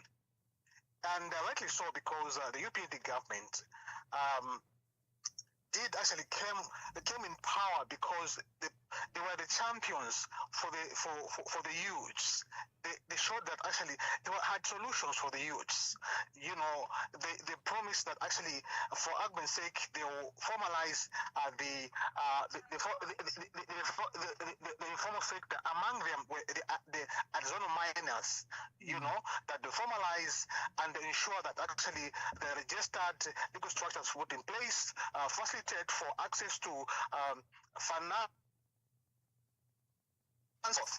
But the living reality is different. You know, the people who have been mad, tortured in Mufumbwe, they went there to actually for survival, you know, because where they're coming from, the youths are stressed. For argument's sake, if you look at the population of Zambia, 60% plus are living below poverty line, and 48% of that are the youths. And in Zambia right now, we've got dependence ratio of about 80% for those aged between 0 and 4. This is the living reality of the youths who went to Mufumbwe. You know, they are coming from homes which are stressed. You know, and the duty of government, even in this situation, even as we are coming up with intervention to deal with the illegal mining, they should also look at this reality, these statistics. It shows that our youths are stressed, are coming from households which are stressed. 25,000 number of people is not a marginal number. It shows, it's a telltale story of what is happening in our homes. Thank you, Honorable Sensio Banda. Thank you. Yeah. I think you've made your point. Thank you. When I was permanent secretary and we were conducting, those recruitment for police service, for other, defense and security, they usually would pick 100 from each province. So when we invited for the interviews, where they do first the running, 5,000 people turned up. Now you're looking for 100 people, then 5,000 turned up. Whatever criteria you would use, how would you pick? So the unemployment crisis in our country is so huge. It's a time bomb. Hello, good evening. Please tell us your name and where you are calling us from. Hello, good evening, Ambassador. Good evening. Please introduce yourself and please be brief. As you can see, the phones are buzzing. Anonymous. Okay, Anonymous, make your contributions. Thank you so much.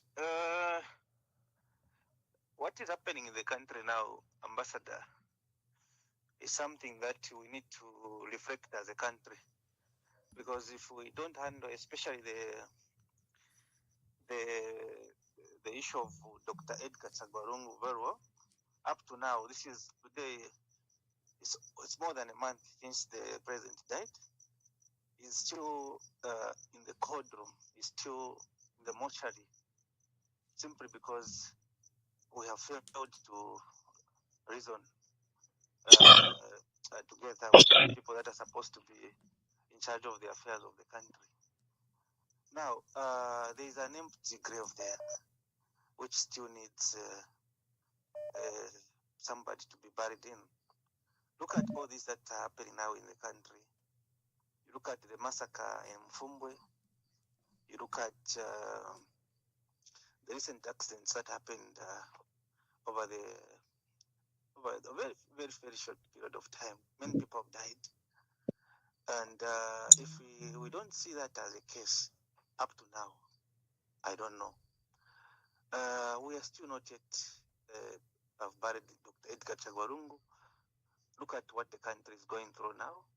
continuous load shedding. People are disappearing. And there is just no peace in the country.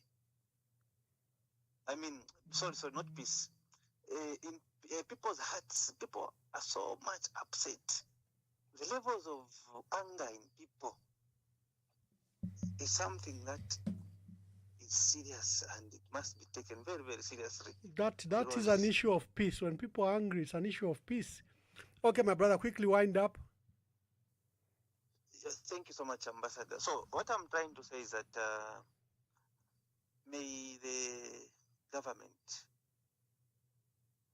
just tell this particular individual to stay away so that we just bury Mr. Edgar Chagwarungu. Okay, thank you very much. Thank you, my brother. Let's pick some cause. I have to cut him. Panelists, let's just hear a few voices because you've already laid your case. Let's hear what Zambians are saying. Then I'll introduce you back. Hello, please. The phone is buzzing. I'll just be giving a minute to each. Make your contribution, introduce yourself, and make your contributions. Okay, this is Regan calling from Nairobi. Regan from Nairobi, make your contribution. Kwena ni question ndifo kupushakiri ba Kasonso na Kasonso emkwai na bashifwe ba Donosco pantungana bwele emkwai ngana bwele kunu makuri history ba UPN divide mu opposition. I think the two great men sitting there were part of the vocalists, like who were helping these people to come. So now my question is that I think we have now responsibility to do what we did. And it is very difficult this time to trust President because President Kuruku, that's the bottom line. And that one cannot be taken away. President Kuruku. That's why number Kuruku now Sarangana Namri won some ministers in Mama Namapala Yadesa after 2 years ago Yadea, Bambai Leganokuya Baba Shop. It's like if you're supposed to go to Chunguro, Ushiku, Shaku Pavant. So, if I think once if I contribute. Thank you, my brother. Try to see how we can undo. Okay, thank you very much, my brother. Thank you. Yes, the phone is buzzing. Let's see as many callers as possible. Good evening. Please tell us your name and where you are calling us from. Thank you so much, Ambassador Mwamba. Let me remain anonymous for this one. Anonymous, make your contributions quickly. Thank you so much, Mr. Mwamba. I really appreciate for bringing Professor Kasonso and also the father on this forum. My quick contribution, Ambassador Mwamba, is that we need as a country at this particular time to unite so much and speak for each other. We need people like Professor Kasonso and you and others to remain vigilant and speak against this brutal regime. These guys are not there to help the people. If you can see from the time they came into power, they have used the iron fist in terms of ruling this country. MPs have been jailed, people have gone in exile, people have disappeared, others are dead. The laws are not working in this country. The laws which are there are just there for the UPND alone. They are using the laws to fix people. Nothing so far is happening. Now, when we don't have people to speak, we don't want people who like money, etc. We need people like you to stand for this country. We need to stand together to fight against this regime, because if we don't unite as a country, because from the time these guys came into, now it has just become as a new normal. When a person disappears, nobody speaks about it. It just goes like that. A minister disappears, an MP disappears, it just goes like that. We need to stand together, Ambassador Mwamba, to fight this government, because now it will be like everything is normal. In Mufumbwe, people have died. 18 plus. The government just says 2 people. When people have died, a lot of them. So now, when we don't have people to speak for this country, no one is going to speak for this country apart from us. We need to come together and speak strongly, because now people are living in fear. They are not doing anything. People are in fear because of this regime. Thank you, Mr. Mwamba. Thank you. Good evening. Please tell us your name and where you are calling us from. Yes, please tell us your name and where you are calling us from. Endita, London Poyam. abatimo chimwe chalo noti ababa mukukuru abatimo chuma chalo chesu olona ababa mukukuru abene abatimo chuma chalo chesu ndemwe batenkaramu yabula meno bale bomfya ma institution kutitikisha abantu nokwipa abantu because uyu kali mungu wakufi uyu olo muntu wakufi chimuna satana olo ndiye kumkumisha sana mwe chechi mwilala sana bamasoni nabesa bashima pepo babuke ekale pama bare pepa ilo bare pepa na fotu kararu enkondo walishi enkondo fotu bishama politics. Thank you very much. I think you've made your appeal. Mukurekeresha ba mwamba utumashi ufetuno no tubiri bayusi mwabaire muvotero y'umuntu wabufi turemi kumkomesha muri amushite register mukese mufunya po no mwamubikirepo uyu mupuso wenu. Thank you very much. Hello, good evening. Please tell us your name and where you are calling us from. I think I'll stay anonymous for now. Anonymous, make your contributions. Just 2 comments that I want to make. First and foremost, we remember very well that the incidences, the deaths that we saw during the PF regime were blamed squarely on President Edgar Chagwa, Mapenzi and others and so on and so forth. And if we have to use the same measuring yardstick, we would say that the deaths in Mufumbwe are squarely on Community House and on the UPND leader. It should be very clear. So we are blaming the deaths of our young brothers and sisters and that baby on Hakainde Ichilema. And he has to come to terms with that. It's critical that we remind him that that's what he did. And therefore he must own up to what has happened in Mufumbwe. Very important. It was bad enough that he made a promise to those informal miners, and I'm not calling them illegal miners, I'm calling them informal miners. Yeah. It was bad enough that he promised that he would support them when he becomes president, and he broke that promise. But it did not have to go this way. And I saw a news item where the Minister of Defense was busy, celebrating that the operation to remove 25,000 people has succeeded. So killing that 18 people, actually yesterday we had there more than 50 people, was an operation that they had. So this shedding of blood, Community House, the UPND that needs to know that this blood that they have shed, their blood will speak against them. It will speak against them and he will be haunted. I'm not surprised that he's hiding right now because many people have gone, who have disappeared, why me and others, and those people who have died, their blood will haunt them. It will haunt him. Mark my words. Thank you very much. Thank you very much. I don't know how we'll do this.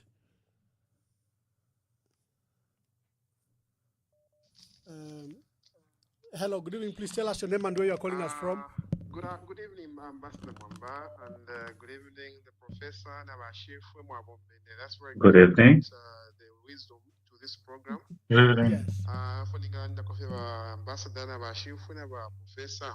Apa Zambia Africa no mbefe baba bembalanda ti bafika paina mutale so nshire mpapa abembalanda ti wingira munshi tu don't fanswanswa. It's a time Zambia needs to rise to the occasion and defend the democracy our forefathers fought for in 1991. We should not delay to fight for democracy which we want foster ahead. Zambia should rise to the occasion. Thank you. Thank you. Thank you. Lekeni mpeleko the calls are many. Good evening. Please tell us your name and where you're calling us from and make your contributions. Good evening, Ambassador Mwamba. Good evening, Dr. Kasonso, and good evening, Father Good Oscar evening. Mwansa. Yes. Good evening. Yes, hope you are able to get me clearly. No, we are. Proceed with your Thank you contribution. so much. Yes, my name's Charles Mbewe, known as Mr. Fresh. This platform, I think, has given us opportunity to speak, and you are helping the country to see what is happening. I think I'll pick the one that is happening more especially in Mufumbwe. You know, it's more like I would say it is a strange thing, more especially to our land. You know, there is no way police officers or the army reaching the extent of killing as if these people are rebels or such that they had weapons and they are able to kill each other, or whereby there were issues of fire exchange, which is not the case, you know, and people have lost things. I was just watching a video of it. Uh-oh, the line is cut.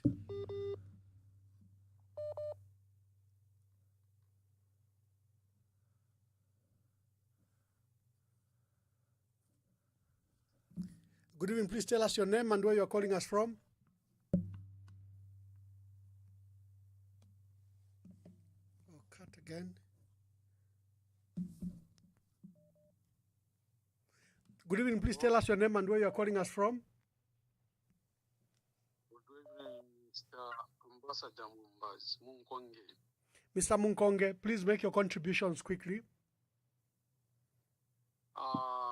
Inefyo ningalanda fe bamwamba palino nchitopo tufikire uyu muntu ifyale ekita mukyalo palino nchita ena nikali aipeke nyali shibyo kwebati akachitefi because abalire muntu aishiwa kuchita blackmail abantu so abalire first kuchita blackmail mupati pamyaka yonse ili abalepona ili anga mwaingira mupati malasango kwebati ali balira pokwibira abantu amano first rono mbasa yakumwabo abantu bakumwabo ali bebira amano tabayishi bakyali bebira amano ali bachita blackmail so amona afira achita kumwabo nefya achitere mupati nomba afire tena kubena Zambia so nombo kusasa ngo kwebati tena Zambia bali sarapuka techa bombyo yo mulimu muntu nga ni mukukulu nga mubi nango mwingalanda shani techo omfwe because era ni target yako nshire ya so nomba chiri kuli ifwe twara chitashani kuli uyu muntu ushikwete nkumbu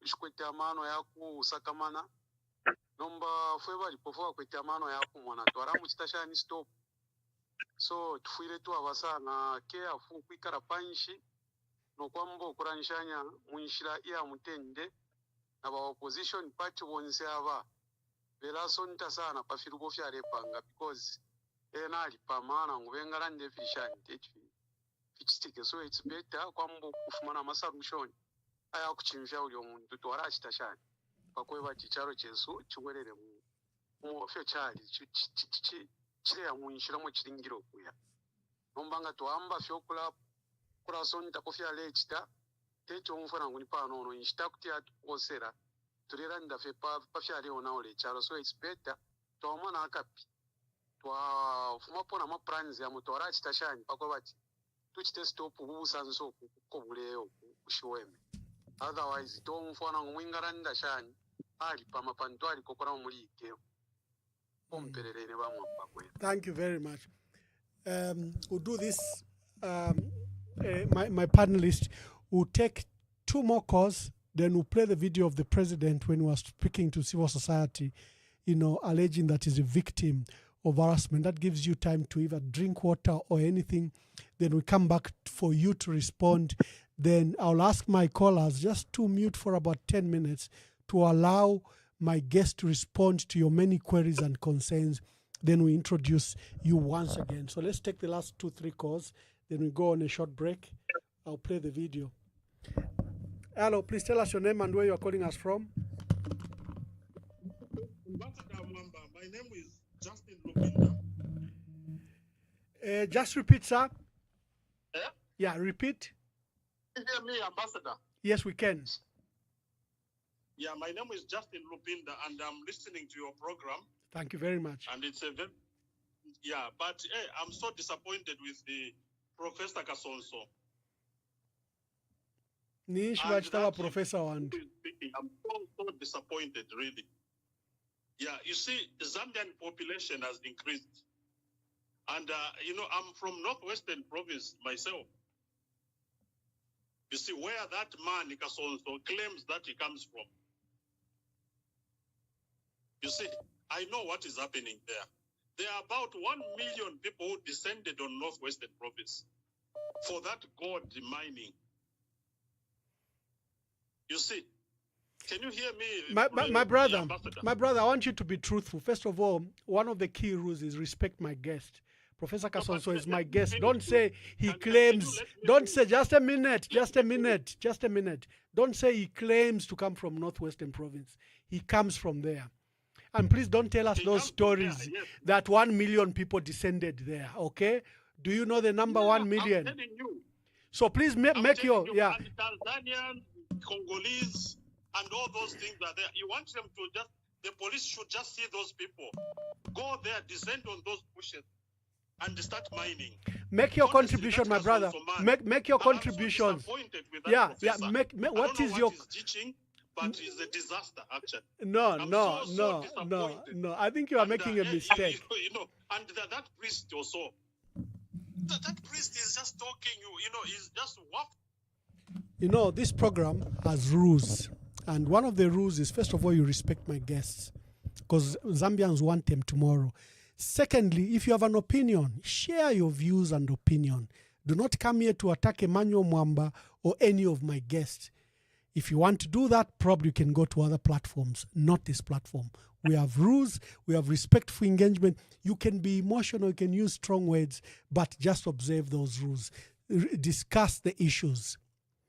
And Kasonso, by the way, is able to answer for himself. I'll not even defend him. He's coming to come and answer for himself. Hello, good evening. Please tell us your name and where you're calling us from. Thank you, Ambassador Mwamba, for giving me this opportunity. I'm sure I'm the first woman calling the program. Indeed, you are. I've been following the program and all I've been hearing are men calling. I'm so grateful that I managed to get through. In the first place, I would like to actually appreciate Professor Kasonso and Don Oscar, as you call him. They've done a great job to highlight a number of issues in a very objective manner, considering that they were the people who brought in President HH currently, and I'm glad they've come to a point where they are saying, we regret having maybe done what we did to bring this man in power, because just like me, who was supporting this president when he was in opposition, because he spoke with so much, confidence, that he gave me so much confidence that he will be a different man, that today he's totally different.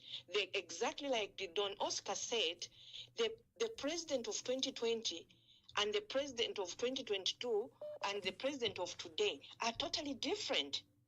I have a video I was watching this morning where the president said, we cannot allow our youths to be suffering in our own country, but we're going to give them licenses so that they'll be mining.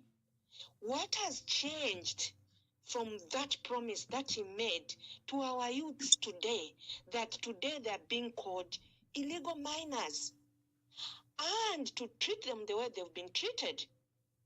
These are Zambians. The caller who called, who's saying these are Congolese and whatever, we don't know that fact. Let the government get to the root cause of this problem. Go to the ground where these people are doing the mining, engage the people. What is wrong to have a dialogue with all these people? Have a meeting. Colleagues, listen, we are here to speak with you. Can we engage? Who is representing these people who are calling illegal miners? These are the people. Come, we sit with you. What do we do? How do we resolve this issue? Rather than going in there and giving them, because you just want to go and shoot them. And then you come and tell us to say, these people, only 2 people have died. Like you've said, I listened to the audio that Lillian Mutambo shared, where this person who was speaking on TikTok indicated there are more than 50 people who have died. The government cannot take responsibility and tell us to say this is what is happening. They have not taken responsibility. And as Zambians, we come here to ask the government to take responsibility. They don't want to take that, and they want to come and give us names. No, we want to take you as government accountability. We want you to be accountable to the things that is going on in that Mufumbwe area. Give the youths the license so that they can be legal. We've had a number of issues, even we saw in Chilabombe what happened. It's the issue of following the youths and whatever. They are trying to survive. Okay. Thank you, my dear sister. Let's Wind take up. responsibility. The president, tell those people, who's this, the Minister of Defense, tell Mr. Jack Mwimbu, say, sit with the people. Who is the Minister of Mines? Who is the Minister of Small, Medium and Enterprise? All the ministers, sit with these people. The Minister of Youth, because it is cross-cutting in those ministries. But what do we see? Only the Minister of Defense and Home Affairs. Why? Because you want to take force there instead of what? Negotiating with these people who are there. So let's take responsibility of the things that we are undergoing in our country. My name is Mrs. Unknown Patriotic Zambian. I always remain like that. Thank you, Ambassador. Thank you very much. We'll be going for a brief. For you who are trying to call, we have overwhelming calls. You just give me 5-7 minutes. I want my guests to just drink some water, and I'll play some video. They come and respond to you. We give them time to respond. Then you can resume the calls. Then we wind up the program. Probably Bashifwe and Professor, maybe you have to come back on Wednesday because this is too hot. All my phones are just buzzing. Probably our guests want you back on Wednesday. So I think let's plan it that way. But let's go for a brief break. Zambia's mining sector continues to grow with the discovery of additional minerals such as gold in some parts of the country. The discovery of these minerals have, however, brought the surge in illegal miners. And to curb the practice, government has removed over 25,000 illegal miners from Kikombwe area at the Old Pit and Chief's Pit in Mufumbwe District. Defense Minister Ambrose Lufuma and Home Affairs and Internal Security Minister Jack Mwimbu have since carried out an inspection at the mine. There are a lot of people. We have been told before we came, there are more than 25,000 people in this area. There's no water, there's no sanitation, and so it becomes a health hazard to the people that are here, the locals as well as the illegal miners themselves. It's activities such as these which bring about militia groups. It's activities such as these which bring about conflict and wars. We know from other countries in and around us that activities like this have spelled a lot of conflict and wars. Mr. Mwimbu has revealed that 20 vehicles, 100 detectors machine, and 5 guns, among others, have been confiscated from the miners. As my colleague has indicated, we are not going to allow anyone. And when we say anyone, we are serious about that. There are no sacred cows. We have heard stories wherein they are indicating, no, we have been sent by so and so. That's why we are here and we have protection. That will not be allowed. Anyone who is going to be here, that they must abide by the rules. They must ensure that the instructions that have been given are adhered to. we have no doubt in our mind that our security wings, those currently operating here, and those who will be coming in, will ensure that sanity prevails here. Meanwhile, Northwestern Province Minister Robert Lihefu has urged the community to refrain from illegal mining. I'm urging my people of Northwestern Province, Mufumbwe residents, to move away from this tenement, because this is the resource that can grow our economy. And Mr. Lufuma has further refuted claims on social media suggesting that police have shot dead 18 illegal miners at Kikombwe area. Onesta Mshoka. ZMBC News, Mufumbwe. Okay, Natamba. How are you? Uribwanji? I'm okay, how are you? I'm okay, thank you. Okay, Kaidi, ku Facebook, ku the news, ku news. I'm live already. I'm already live. Ku Facebook, ku the information at only 2 people wafa. Not 2 people, there are more than 50 people that have been killed and people that have died in the pits. What gets to happen is when the police come, they have shifts and they are from different departments. They give you a shift. The people they have been paying like 100 kwacha each human being, and we are more than 30,000 human beings and more than 3,000 and all that. Okay. And people that have machines, I'm one of them with the machines. And people, whenever they give you a shift, and once you pay and people start working, we've been sleeping in the pits. Okay. That's where we've been sleeping, and other people that have been staying in the markets. Okay. And once people, they allow them to work, it will be like for 3 days you get to work, and things like will be okay. And once those guys, they feel like they don't have food, they'll start shooting, and they'll come and like attack you from the market. Who start shooting? No, Abalambo kumshuta. Who start shooting? Police, Varambo amatia gas, Yamba kuma like 05, like 0507, like for a warning, like for a change shift. Bambi varaisa futi avakachero. So bambi varaisa mkulipirisha futi. Balipisa mashinga. Balipisa shinga. Balipisa shinga. 100 kwacha nga mulipa pizza nga mulipo na ngwa liteni wonse mwaralipira 100 kwacha wonse. Okay. One machine yalipira 500, 1,000 depending on the machine. If you have a GP 1,000, 7,000, you pay more than 1,000. Okay. You have a 6,000 GP Z 6,000 mine up, you pay like 1,000. SGC, you pay like 600 kwacha. By the cops, not anybody else. By police. Okay. Uniformed, 100%. Okay. Nama video poya wakuba kopa fena nefe bale randa. Kaya ilikula mafia fintu for safety purposes. Kula mafia mwafi sunge fintu bale sa. Okay, number. For me being who I am, In a question on kwete. I must report per ZNBC ati only 2 people have died. Balesa na mkuntarika pa Facebook. Uri wabufi. No. If there are only 3 people, let you people who have the powers to go and check for the people. If us people that have been there, we can show you the marks of where other human beings are. We can show you all the pits where people have been buried and where people are dying from.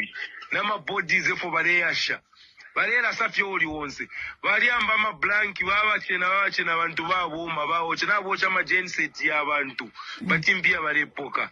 Bachifu na God barepoka barero pola nempia bapoka na God barepoka ba police. Abantu efo bafurwire. After abantu bambukte abantu balifura tete bapoka bakapoka barepoka evintu. They decided to go and attack the police camp. Wow, chava, police for they started shooting live bullets now. Bari mushuta pamkoshi. Bambia bakashano bashutire n'abarumendo kuma pit. Bari bashika kunya kwine. Anga pali time ya kuya mkuba shikura abantu mwarasange fitumbi virenu mkafingi mumapiti mukafisanga. So bakweta ma powers na ba president. Basuminisha abantu bakweta ma powers ako atibale abachite investigate. Ama bodies bepushe bashimaini bose abalesta witness abaremona. nga baraba chita protect no kubachita support abantu baramu kubaranga ama bodies omwe ya shere nefo firenunka abantu barenunka nangu mwasenda grave ore musango goda ngani pakachuru firenunka abantu abafwa fulu police futhi batasa around baresumirisha futhi kubomba balipirisha bamfwana nabantu balipirisha nga mwaimba tofu ikwete gold ila kwata more than 50 grams 20 grams 15 grams 10 grams nga bambi shubashuta matia gas ba police barashara na magays bakwita ba machine bapima ila tofu bakwata ma grams ba police futhi ngati batapali abakubembira futhi. As you can hear, there are reports of literally corruption which was occurring with the area police that had been sent to attempt to control the crowd, and you've heard from the witness, and he's ridiculed the assertions that only 2 people died. He says if you go there even now, people are still in the bushes and in the pits, and the bodies are still exuding that terrible smell. And this operation was clearly poorly done. If you have 25,000 people or more, do you send a few policemen to go and fire tear gas? Whoever commandeered this process put our police officers in clear harm's way. And that's why probably they're not reporting on the truth. They're saying only 11 police officers were injured. What would it take for the young people to injure the 11 police officers? These were serious running battles. This matter could have been done amicably. Like one caller stated, that first you needed in some form of negotiation, put out a notice before you brought in the brutal force. Remember the other week, President Hakainde Hichilema's cabinet approved that all gold sites, copper, tin, where there is illegal mining taking place should immediately be secured, and he had authorized that the defense forces be deployed to secure these areas, whether it was copper, whether it was sugilite, tin, or lithium, which is being mined illegally. I think the approach should have been different. A notice should have been done. We could have saved the lives. 2, there is a clear cover-up, because this is a massacre that has occurred in Northwestern Province. So there is a clear cover-up to attempt to lower the numbers of the victims that have died, both either from the police, because, there's a video trending, I've put it on my page, of a police woman who's clearly beaten to death and she's lifeless. And others, are saying, please, don't do anything more. Because you could see in the voices, the young people were very angry. And others are saying, no. But you can see in the video, the woman police officer is clearly lifeless. Jack Mwimbu says no one died, and only 2 people died. They are now revising only 3 people. Later in the evening, they said from 25,000, they said there were 50,000 people present. I think they were trying to show the big number and justify the killing, probably to say the 18 people, the number that we have, is probably small compared to the so-called 50,000. You had the caller here come and claim that it's actually now 1 million that were there. They're trying to inflate the number of people that had descended on Kikombwe, Old Pit, and the other side called Chief's Pit, where there seems to be plenty of gold.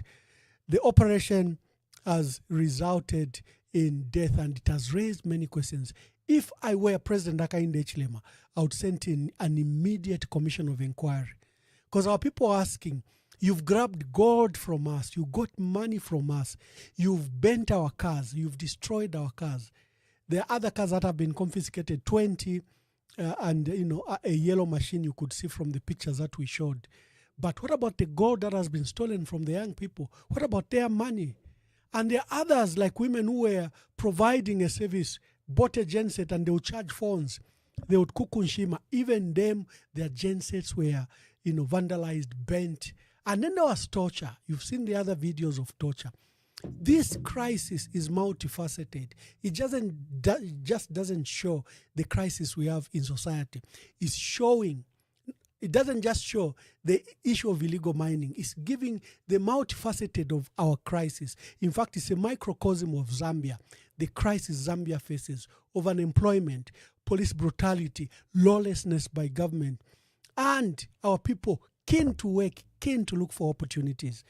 Before you come in, you are going to call in the next 5 minutes. I'll hand over my microphone to my guest. I've got Catholic priest who's based in Rome, Father Oscar Mwansa Pombo is popularly known as Don Oscar. And today I learned that Don means, the Don that we like is a Don. Is actually a Latin term to mean father or priest. So Don Oscar is one of my guests. And then we have Professor Jones K. Kasonso, who's an auditor, is a professional, is a lecturer, is an accountant by profession, but is very well known in our country for his public comment and his civic duties that he offers to our country. What is particular about the two men is they supported President Hakainde Hichilema so much, and yet they're the ones expressing the most disappointment in his leadership, because this is not the leader they had supported. So I'll bring them on. They said their views, and we can call you in to say your views, then we close the program. And I'm requesting that probably with their permission, we might have to bring them back on Wednesday. So let me hand over my microphone to, I'll start with Father Oscar Mwansa Pombo. Padre, your microphone is on. Thank you very much. Again, I have to say good evening. There's been a lot of callers, and so I think I might just give my comment in general.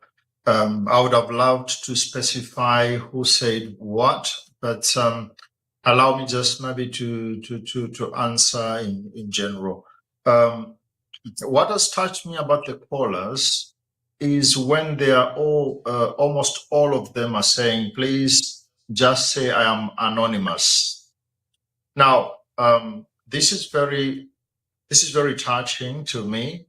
When in the country, in our country, 2020, 2021, people were speaking out, and people were very, very free to identify themselves.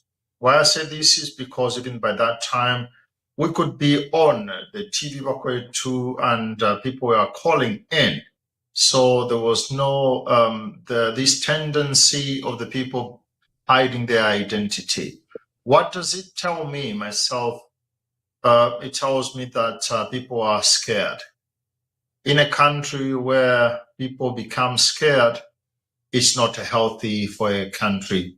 And I'm sure that the European government might consider this situation. People are afraid to get identified. People are scared. If they speak, they are terribly scared of being labeled maybe to be against the state, which I don't think anyone has intention to go against the state. I speak, I've always been speaking, and I think I was speaking for President Hakainde Hichilema. I would continue. I'll tell the people, there are people here who are talking about the question of Rungu Barrio, the killings in Mufumbwe, the suffering of the people, and probably the idea that people should defend themselves when they are threatened. The violence again, somebody spoke about the violence again, about what is happening in Mufumbwe. Right. I know President Hakainde Hichilema has always spoke about the ruling with the rule of law, and Honorable Jack Mwimbo, the Minister of Home Affairs, has spoken about the country of laws.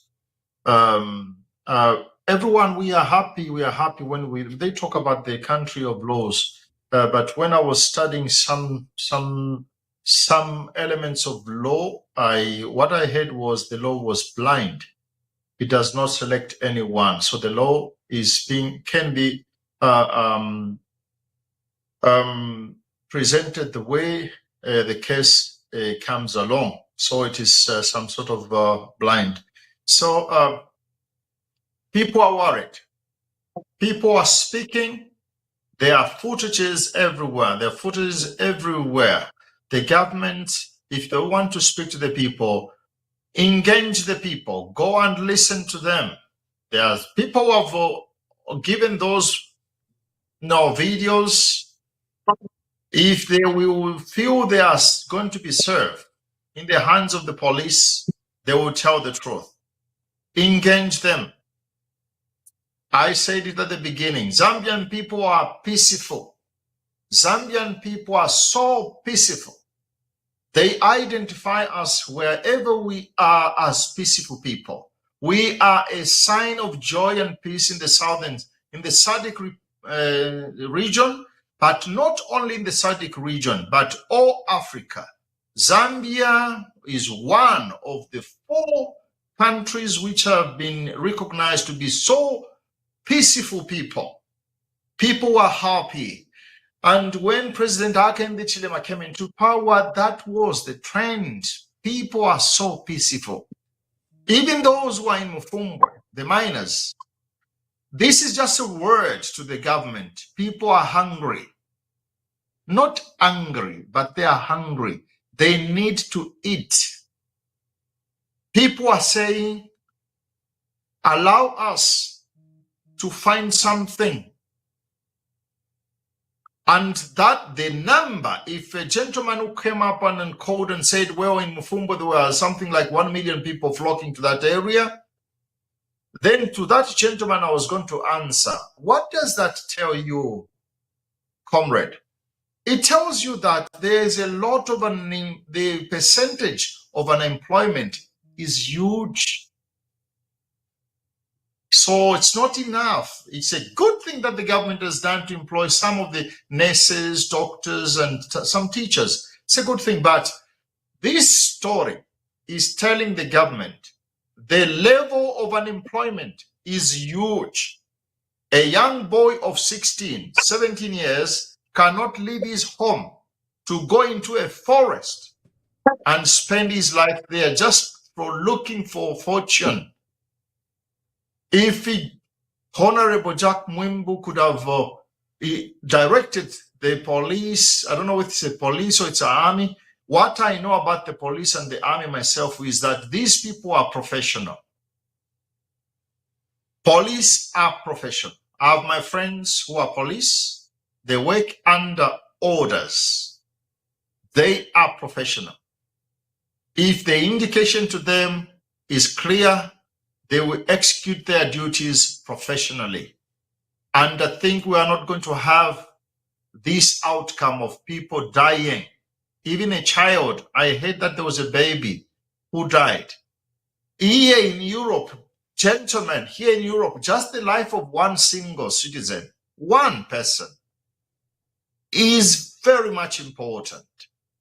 So the question of 2 only died. So one person, we lose one life. All of us, we have to be empathetic.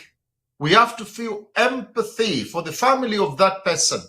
And the people are saying, we are witnesses. If the government would love, come here, please.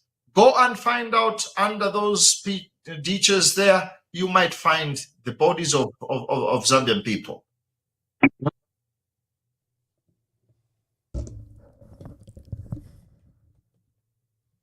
Please engage the people. Engage the people. Do not threaten the people. The people are going to help you. Engage them peacefully. This is the question of Mufumbwe. I wanted just to say thank you very much. Prof. Yes. There are a lot of thank questions you so that were much. directed at you. Please answer, including the riotous caller that I had to stop. I know you are able Well, to actually, defend yourself, but I just wanted the integrity no, of the program kept. Thank you, sir. Thank you, sir. Let me start with the first caller who complimented my Italian suit and that I'm looking nice. I truly appreciate that. And also, he went on to speak about the promises that the government made to the people. The promises that the government gave to the people. I asked the question in this show. What the people of Zambia are asking Mr. Hichilema and his government. The people of Zambia are asking the question, is their president a crook? So it is up to him to answer that question. I can't answer that for him. But he is making it difficult for us who supported him to defend him on account of the promises he made. Particularly, let's look at the lights, first of all. The lights, they used to say, no, the Kariba doesn't have water. That is why we're having load shedding. Now the Kariba is full to the brim. God brought the rains. But still there's load shedding. The other day he was launching a site built using foreign direct investment, where they have these solar panels like endless, but still there is load shedding. You know, this is the government who has failed to keep the lights on in the country. The people must ask themselves a question concerning what Mr. Hichilema promised. Is their president approved? If the answer is yes, then they cannot vote for him. If the answer is no, go ahead and vote for him. Mr. Kelvin Kafwimbi lamented the mass killings in Mufumbwe. I will tie in this question with Bishop Banda, who spoke about the role of government. The role of government is not just to send in soldiers when there's a crisis. The role of government is to also anticipate problems. The people of Zambia need to ask themselves a question: is this government brilliant enough to anticipate national problems? If the answer is yes, by all means vote for him. If the answer is no, let's find a new voice and a new leader for this country. Bishop also spoke about artisan mines and the poverty line. Poverty line, I'll put it in context for our people. Has the poverty line been moved for most families? Is your life better off today than it was 4 years ago? If the answer is yes, by all means, vote for them. If the answer is no, let's find a new voice and let's find a new leader for this country. Yeah. And then Anonymous spoke about the situation with ECL. I have also talked about that. I said the crisis is due to the type of relationship they had. The person who created that difficult relationship was definitely ECL. He damaged his friend. So when his friend came to be president, he's looking like damaged goods and he can't handle the situation. No diplomacy, no capacity to reach out to political opponents. The politics that they are practicing, this current group, are politics of vindictiveness and vengeance. They are scattering people from their own country and they are killing people. Yeah. Again, we ask the question, is the president a killer? We blamed all the killings that took place under ECL, yes, on ECL. And we have to find a way to blame these killings on this.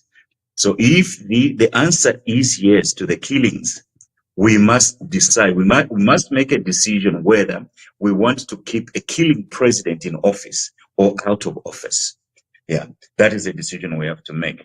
Of course, Anonymous also complained about load shedding and people disappearing and that people are angry, just describing the general environment. What happens, managing public opinion is part of the role of governing the people. The people cannot just be governed well if we give them money or if we employ 40,000 teachers. No, we also have to manage the people's anger. We have to manage the people's anger as well. That's what we do in government. Regan from Nairobi said, we help this government get in, so can we help get it out? Definitely we can do both. There's nothing wrong. This is our country. In fact, when we put someone in public service and we see their level of failure or their level of performance is not something we like, we are the people. We can switch players, you know. And then Anonymous said, we need unity to speak against this brutal regime. That is what we are doing. We are lending our small voice to the big voices of other people, that as a country, we can do better. What is happening in our country is not the best we can be. Zambia can do better. And we can find ourselves, we can catch the vision, we can capture the dream and reorganize our country and do better, do better. Another caller spoke about, actually this is the first lady who called. She's talked about taking responsibility. Yeah, and that is the one thing that these people don't want. They want to take responsibility only on the Kwenyu. But when things don't go that great, they don't want to take responsibility. They want to come back to their people with a lot of excuses. John C. Maxwell once said, everything rises or falls on leadership. So if there's something that is going on in the Zambia, we will not hesitate to make leadership take responsibility. We have to do that. We have to do that. And the unanimous complaint about the bloodshed. Is the bloodshed an accident? Are they anticipating where you discover gold? You expect that only the monkeys will gather there and eat bananas. Of course, people are going to come from everywhere. Gold is something that can help people. So if something like that has been discovered, they should have secured it early in time to help the people and to prevent any harm happening on those secret and silent killings and people strangling each other over minerals. Yeah. So with all the deaths that have happened there, the government should have responded in time. The bloodshed would have been avoided. Yeah. So now let me end with Justin Luwinda. First of all, that guy who came here to insult me, I have to return the favor just a little bit. Luwinda is not a kicker on the name. If he says he's from Soroji, let him pack his bags and go to his father's village. Luwinda is not a kicker on the name. Eh? Why are you trying to be a crook on the show? So if you're disappointed with us, you can show us why you're disappointed, but we have expressed our opinion and it's free of charge. We are not making you pay anything. You are getting it for free, but it's a very constructive perspective that we have, that our nation can do better. The people who are governing the country right now, they are not doing a very good job. Prof, They are not doing a very good job. Before I open my line, in many viewers' perspective is that you supported President Hakainde Hichilema very much, and you've become one of the strongest critics. Tell us why. You see, my support. Thank you so much for that question, Mwamba. My support for people have to understand that I wasn't necessarily supporting UPND. I was against ECL's rule. And I've put it in perspective that from where I sit, my selection of leadership comes from the scriptures. In Hebrews chapter 13, verse 7, it says, remember your leaders who spoke the word of God to you. Consider the outcome of their way of life. Imitate their faith, for Jesus Christ is the same yesterday, today, and forever. So in my theological understanding of leadership is that leaders we should vote for are those worth remembering. And leaders worth remembering must have three things for the people. Number one, they must have a compelling message for the people, an encouraging message, an uplifting message. And two, they must have the outcome of their way of life. We can look at the aggregate of life and say we see the outcome, so we can see the strength of character from them. And three, imitate their faith. Faith is the substance of things hoped for, the reality of things not seen. So the leader must see something ahead that we don't see, and he's calling us to that. In contemporary management studies, we call that a vision. So the leader must have a message, character, and a message. When I looked at me, I was at the PF. I have never been UPND. People associate me with UPND because when Balungu came on the scene, I scored him 0 on those qualities. And from day one, I opposed him. And now I joined voices with others. So we took him out of office. But we didn't have an alternative in those days. The only alternative that was there was HH. So I have never held a UPND card membership. I have never been a UPND member. Have I been a UPND sympathizer? Maybe you can say that. But what I was an anti-Lungu. Now we have gotten into this new government. We have had 4 years to observe their performance. And then I see a merry-go-round. It's like, bazambi. Ukuibo mtu wa AIDS kwenyu. Ukutana lungu mtu bunka lwe revenge kwenyu. tunechunguka fe ichimu corruption kwenyu kwa kwenyu na sana. So I'm like, okay, let me go back to my scorecard. Compelling message tapari ngaya kuba pula na kula alebulu minafya abantu. Vision, what is calling Zambia to. And you know, there is a giant deficit that I have seen even in their program. Lungu, we condemned him for borrowing while he was using other people's money to construct structures across the country, and he called it development. We said, no. You are using other people's money. You're selling the country. So yes, they've restructured the debt, but look at what they are doing. They are borrowing some more. They are piling up more debt. But also their approach is not to increase the equities of the people within the economy. What they are doing also is to increase other people's equities in our economy. They're using foreign direct investment. Foreign direct investment is good, but also that is other people's money. The difference between an equity instrument and a debt instrument is just in the manner you pay back. Both are other people's money. So they have no constructive strategy that I can support, because they are not increasing the people's equity in the economy. I've proposed 3 things that we must do in the Zambia. I've said we must restructure the economy, reorganize our financial base, and reinvigorate our wealth creation capacity at personal level, firm level, and country level, so that the people of Zambia can keep more of what they earn from the global economy. And that's how we can develop the country.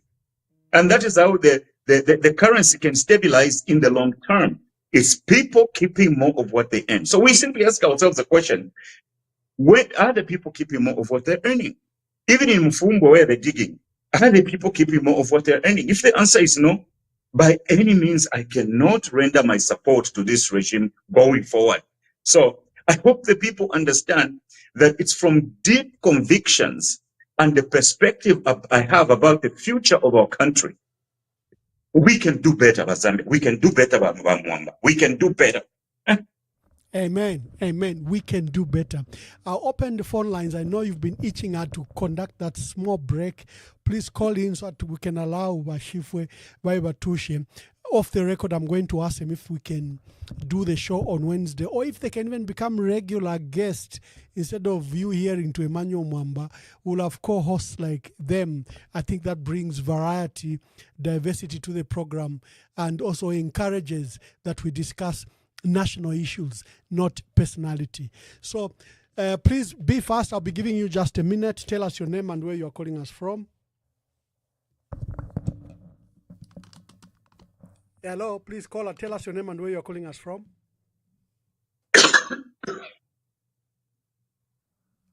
Uh-oh. Okay. Sorry, we have to cut. Let's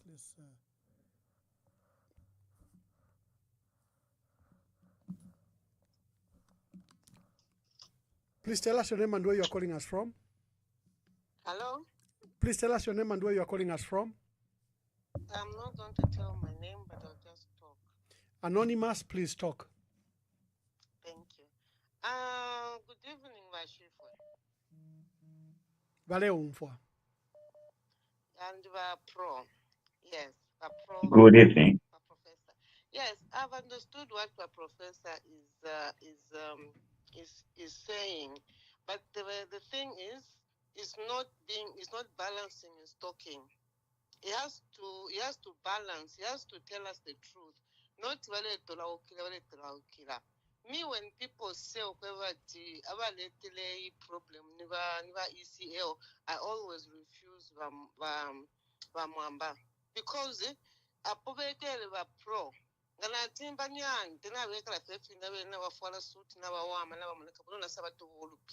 He's not going to let me. But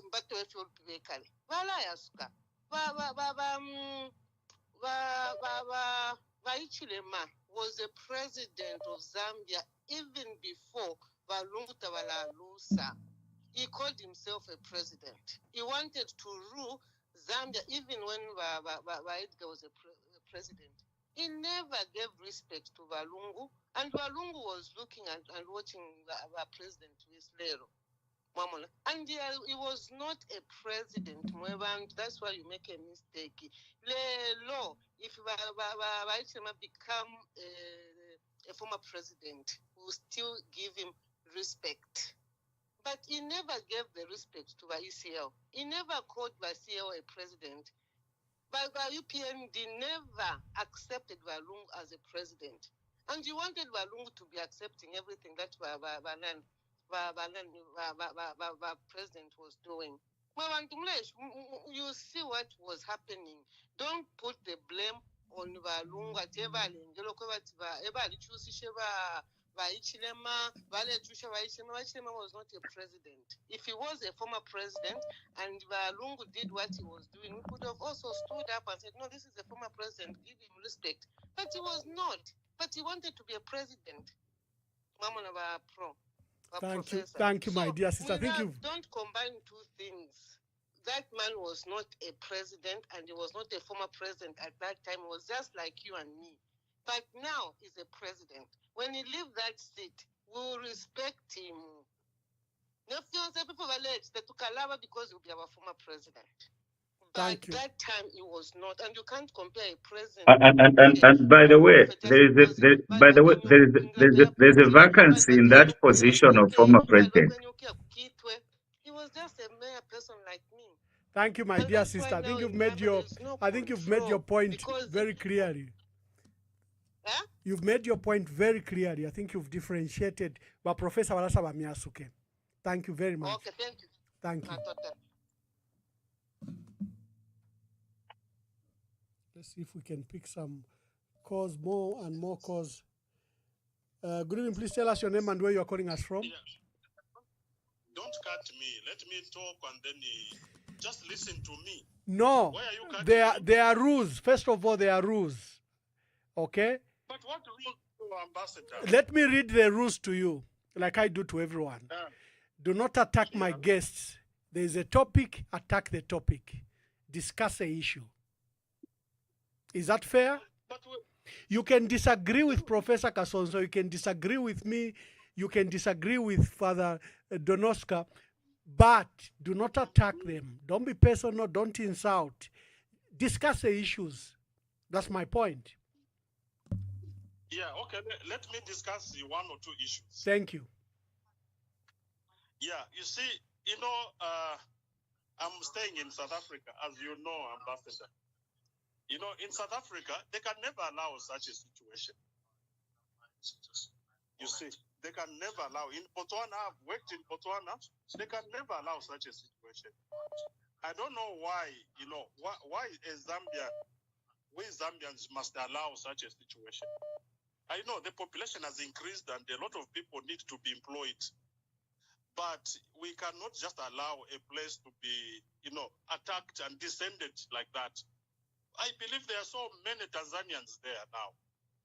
Our country is under attack and we cannot, the authorities must not allow that.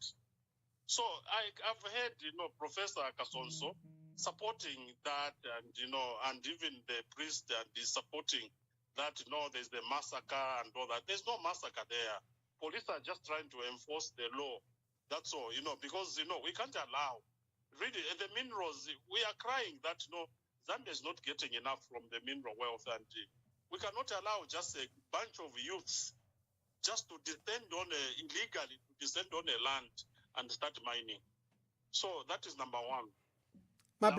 My brother, you said you are in South Africa. My brother, you said you are in South Africa.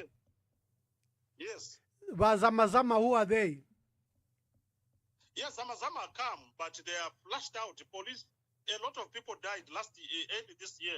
Over 150 people died because they were descending on existing mines underground. They will be there 6 months, some even 1 year. They are just there mining.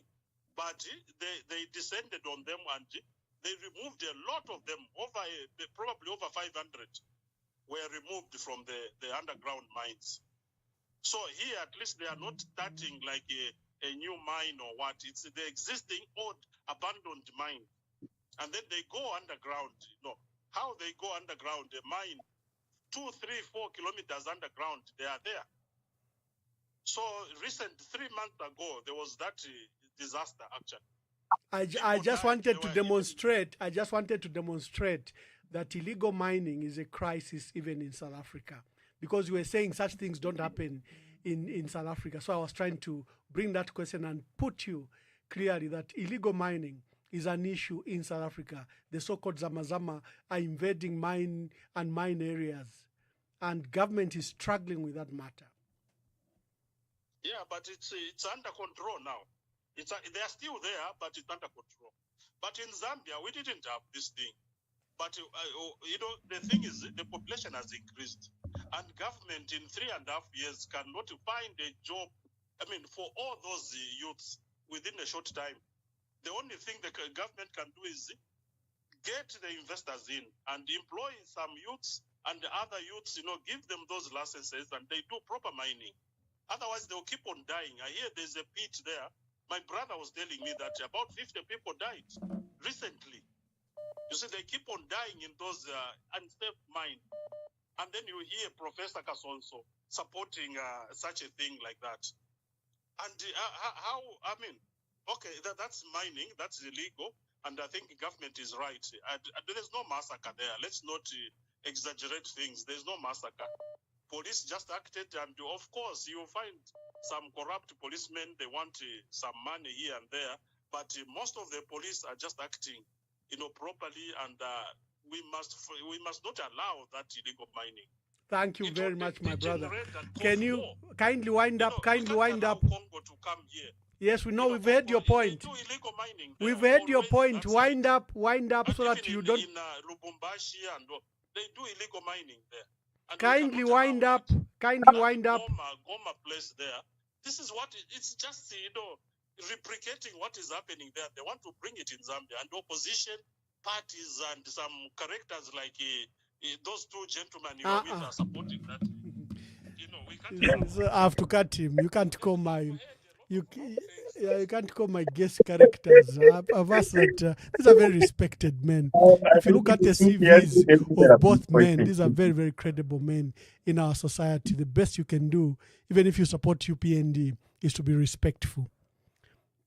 Good evening. Please tell us your name and where you are calling us from. You are online. Please make your contribution. Tell us your name and where you are calling us from.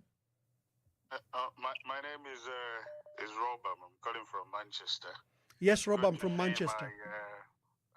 Don Oscar and Professor Kasonso. I think people are missing the wisdom that you're having on the panel. When you have people that take responsibility and accept that what they thought was going to work is not working, that's a good sign, because that means they have wisdom. I spend a lot of time with Don Oscar, he can confess, and I've learned quite a lot. So I think what's happening, even with your previous caller, is people not being real and just trying to defend things that you are not supposed to defend. Because if you remember, there was one caller that was saying that we had people from the Copper Belt that invaded, but people from the Copper Belt are Zambians. So you could see there's a lot of issues that are happening in that northwestern area where that copper, they think it just belongs to certain people, and the people from the Copper Belt should not even be there. So I think this government, like what Kasonso said, is they've failed. And I think for me, I would answer with what he says. The president is a crook, because I think what he wants to do is every opportunity he sees in Zambia, he wants to have a share in everything. So even the investment in the mines is probably going to try to find shares to get into that same gold that the people are trying to get. So I think as a country, we need to be very careful, because that is an opportunity to empower the young people to do proper business. But that's where we are. We have a government that just do not care. But it's good that people are opening their eyes and ears, and people that push for him to get in power, they can see that it was the wrong decision, and we appreciate that. So I think we will move forward. A new leadership will come, and God loves our country, and he's not going to let us down. Thank you so much for giving me this opportunity. I know the calls keep coming fast. Yeah. So I'll give an opportunity for other people. to comment. Thank you. Thank you, Robam. Thank you. Thank you, Robam. And Thank you so much. we allow all voices, but just be respectful. You can differ with any of us, but be respectful in your ways. The issue of blaming, now they want to blame foreigners, that they are foreigners, came from the Congo, from Tanzania, from Malawi, we invaded that space. It's just leadership failure begins when you fail to take responsibilities.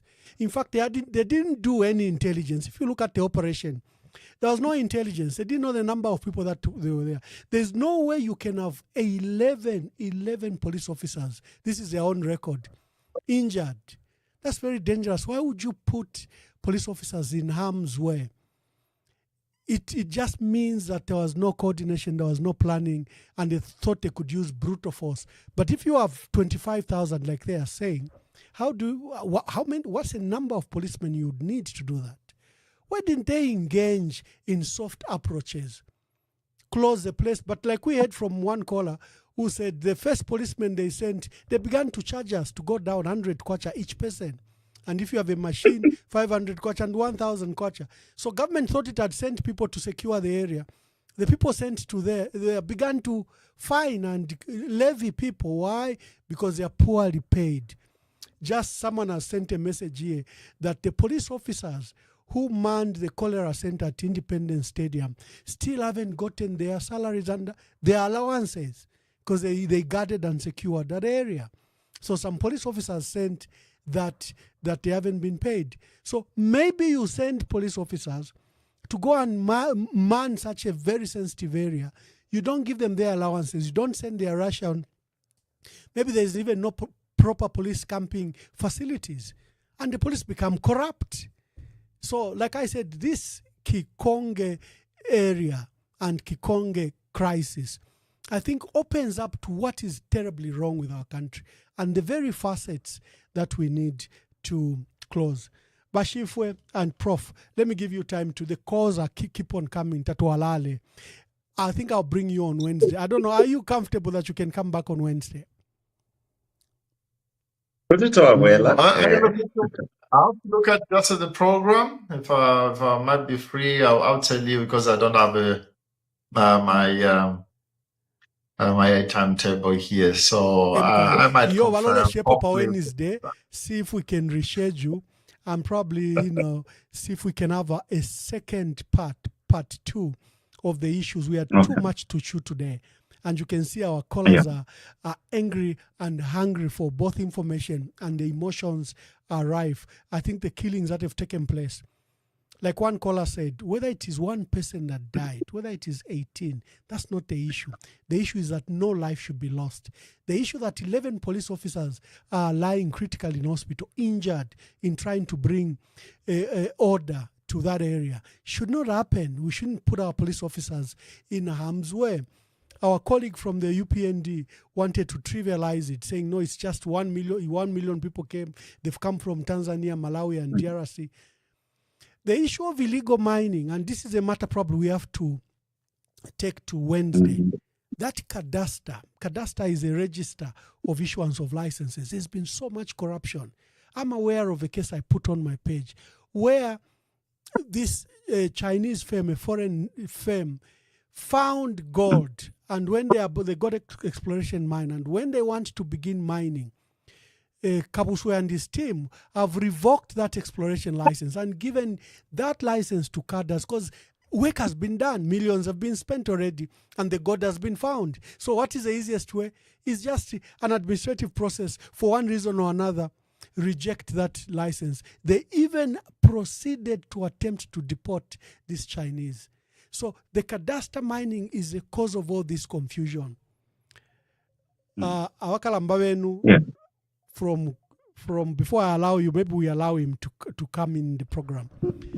But Patrick Chirufa from the United Kingdom, where have you been? I was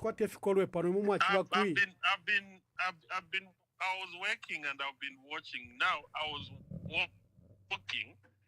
Program. I was thinking, let me just listen to those two men, the troublemakers. They are my good friends. We work together to remove Lungu. Yes. Yeah, Kasonso, Professor, good to see you. Muzungu Good wabulakajo to kumusebenzela ne. vachirufya namu chimune chiri paskrini. Mind your language. mind your language. Yeah. Mwamba, our country, has leadership crisis. From Balungu, now we thought those two men sitting there, we genuinely thought HH was going to bring leadership into Zambia. Because what Zambia needs is bringing leadership into politics. Unifying the nation which was divided.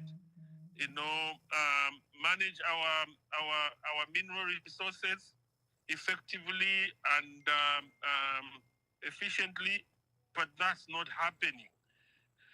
And I think it looks like Balungu government, HH government, they don't have a comprehensive policy of managing our mineral resources.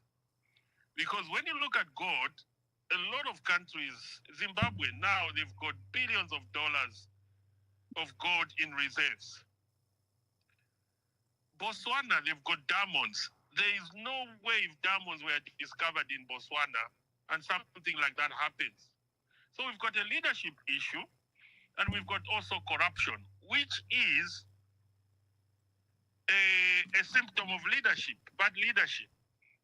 Mwamba, mineral wealth, especially gold, which is not even difficult to mine. If the government heard that there is a gold rush there, they should have moved in quickly. To start with, what is the policy, on minerals like gold, which is very expensive and which the country needs to cushion the kwacha. If it was in Botswana minerals, they are protected both by the soldiers and the intelligence. So what they could have done there is they could have gone in, fenced the place, electric fencing, no matter how much they were going to spend, because they are trying to protect the wealth of the Zambians. Because that gold there is only benefiting few people. It should benefit the majority of the Zambians. Medicines in the hospitals, schools, and they could have brought in intelligence, build temporal structure. Whoever is going there has to be checked, like what they did to Kajam those days. You cannot drive into Kajam without being checked. They could have done that, surveillance cameras, everything, watching everybody entering there to avoid corruption. I rest my case, Mamwan. Thank you very much. Thank you. I've got another senior leader from Italy. Mr. Mabo is the president of the Zambians in Italy. He's the president of Donosca there. Bamabo, please make your contributions quickly. Good evening, Ambassador. Good evening. Thank you. Good evening, Professor. Our esteemed professor. Good evening, sir. Good evening, sir, and welcome to the show. They've greeted you. Thank you. Donosca, buonasera. Buonasera, sta zitto, eh? I have spoken to you. Sto ancora qua. Yeah, I don't know Sto if you can ancora hear. qua in Zambia. Ciao, welcome, my president. Welcome. Thank you. Proceed to Thank make you, your Don contribution, Mr. Mabo. Ambassador, my contribution is, it's not really a contribution, but because I've seen Don Oscar on the panel, he really worked hard to put the government we have now in power. So I just wanted to ask if there is, from his point of view, if there is a way that maybe the church and all the pundits we have, like I can see all the gentlemen on the panel, you see you're putting on glasses. That means that you read a lot. If you encourage that, there's, we are looking at people like you with that culture. And I don't know if we can I wanted to ask Don Oscar how we can have this spirit of discernment where we don't really, I don't think we are gullible, but how could the government that we have now mislead us so much, because there was so much trust in them? And there are all these issues that we talk about every day. And I can assure you, Don Oscar, like we've always been talking, the two of us, that it will get even worse. I'm also surprised how worse it's gotten, but there will be even more things that will go wrong. I'm very saddened that life has been lost. But how can we move forward as a country? When can we have more people like you to come on board and advise people when we go into elections and to be truthful? We have pundits like you, gentlemen on the panel, including Ambassador Mwamba. We have people like Vavija. We have people like Lasango. We have people like even some opposition leaders, Vinbamembe. We have a lot of people who are wise. Some of them are not even known, they're ordinary people. How can we have this spirit of collective wisdom with discernment, using the church, the chiefs, using even, I don't know, people are sectors maybe they're career diplomats, because I'm sure in the near future we will still have very cunning people. They are uncouth, but they are cunning, and they will lie and portray this fake image to the Zambian people, only to end up in government and do the opposite. You can see it's evident that there's no love for the Zambian people. Whenever the Zambian people try to make their lives a little bit better, it's always stopped. And life has been made very, very hard and miserable. And when people try to get themselves out of that, they are blocked. I'm not trying to complain about this, as you know, Don Oscar. For me, I didn't just have that feeling, these people will do what they are promising. But how do we move forward, involving everybody, all the pundits, all the wisdom we have from the chiefs, the spirit of discernment, maybe from the church, even civil society organizations? This is what I would like to hear from Don Oscar on the program, if it will be possible. Thank you, Ambassador, and everybody on the panel. Thank you very much. Thank you very much. My elders, we need to close the program. I'll allow you 5 minutes to give your last remarks, and I invite you to our program on Wednesday. That I think there are many burning issues, and it looks like our people do not have a platform. We're supposed to be here for 1.5 hours. We've been here 3 hours, 30 minutes. Our people are burning for what to say, where to congregate and hear just the views, of where our country has gone and where our country has gone wrong and what can be done. Let me give you 5 minutes.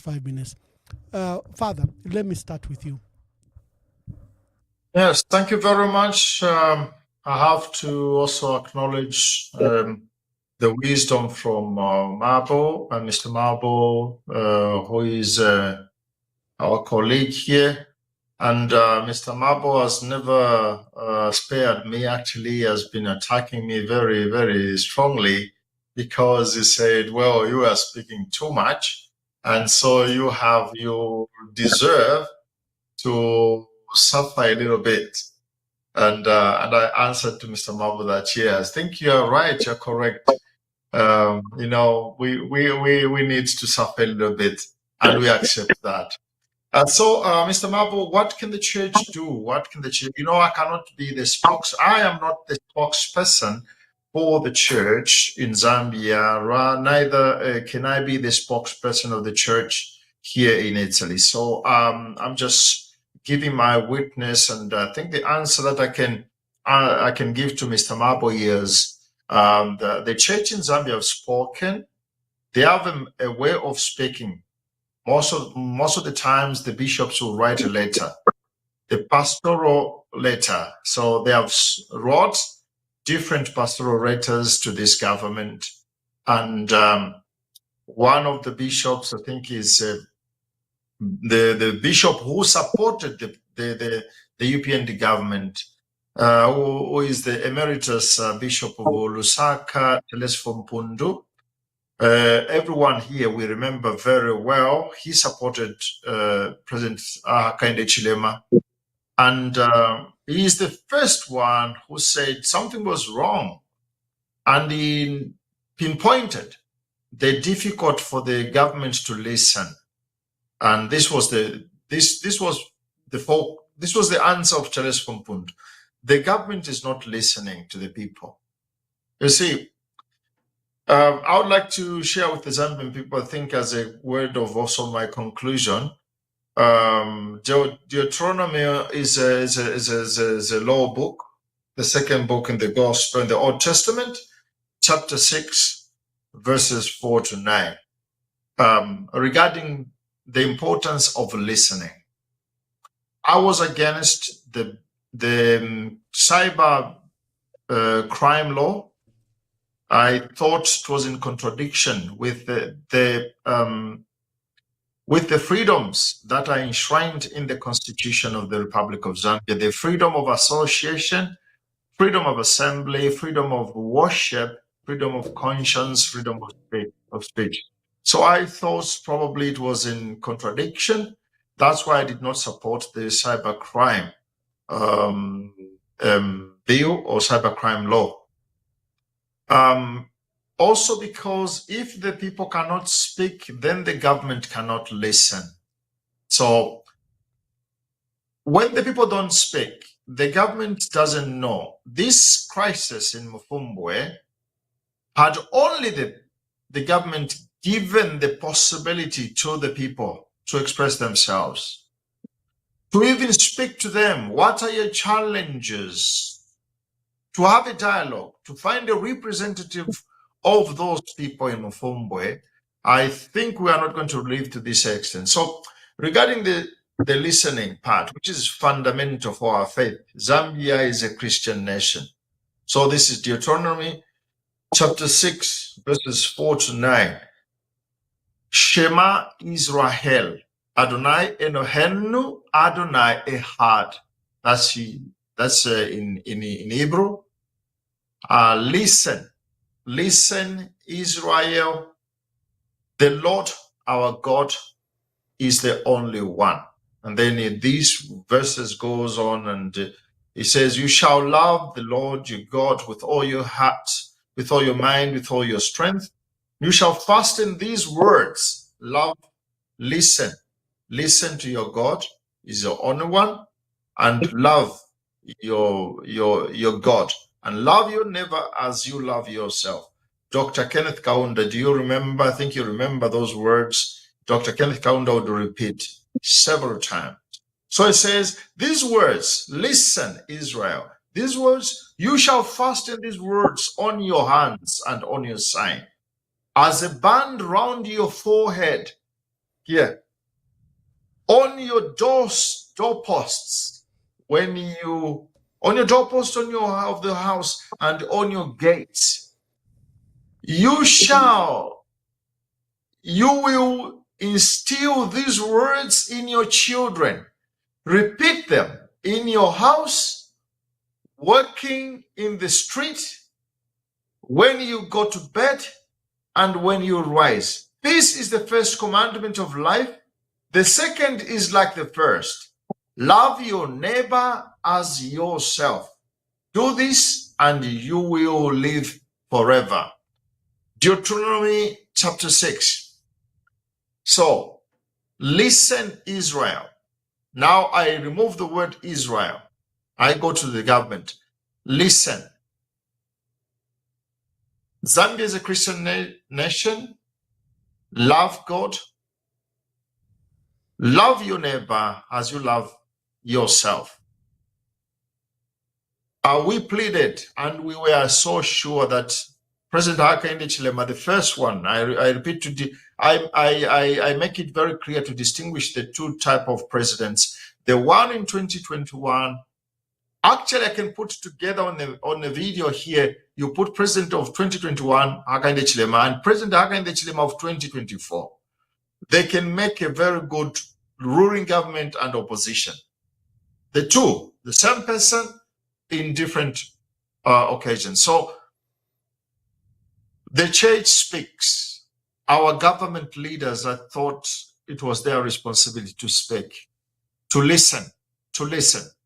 The people, when they cry, it's the responsibility of the government to listen as well. If the government cannot listen, then it becomes difficult because we experience what we call a dichotomy between the actions and the lives of the people themselves. The dichotomy, you divide what the people are experiencing is totally the opposite of what the government is saying it is giving as an answer to their sufferings. So if the government can learn to listen, this is my last word, they listen to the Zambian people. They do not, your children, your citizens, you cannot threaten them. It's a wrong decision. To threaten your people, your children, it's not a good idea. And this is my appeal I can also give to the people who are advising President Hakainde Hichilema. Please, you very much, Father let us Oscar. defend. Thank you so much. Let I'm us so defend grateful. this man. I'm so grateful, and I hope to see you on Wednesday. Your calendar allowing, we'll discuss after the program. And thank you for your time and your sacrifice for our country. Professor Kasonso, I would like to thank you for also coming on this program at such a short notice. You've been a valuable contributor, I think, to our country consistently. So please make your contributions. Thank you, Ambassador Mwamba, for the invite. To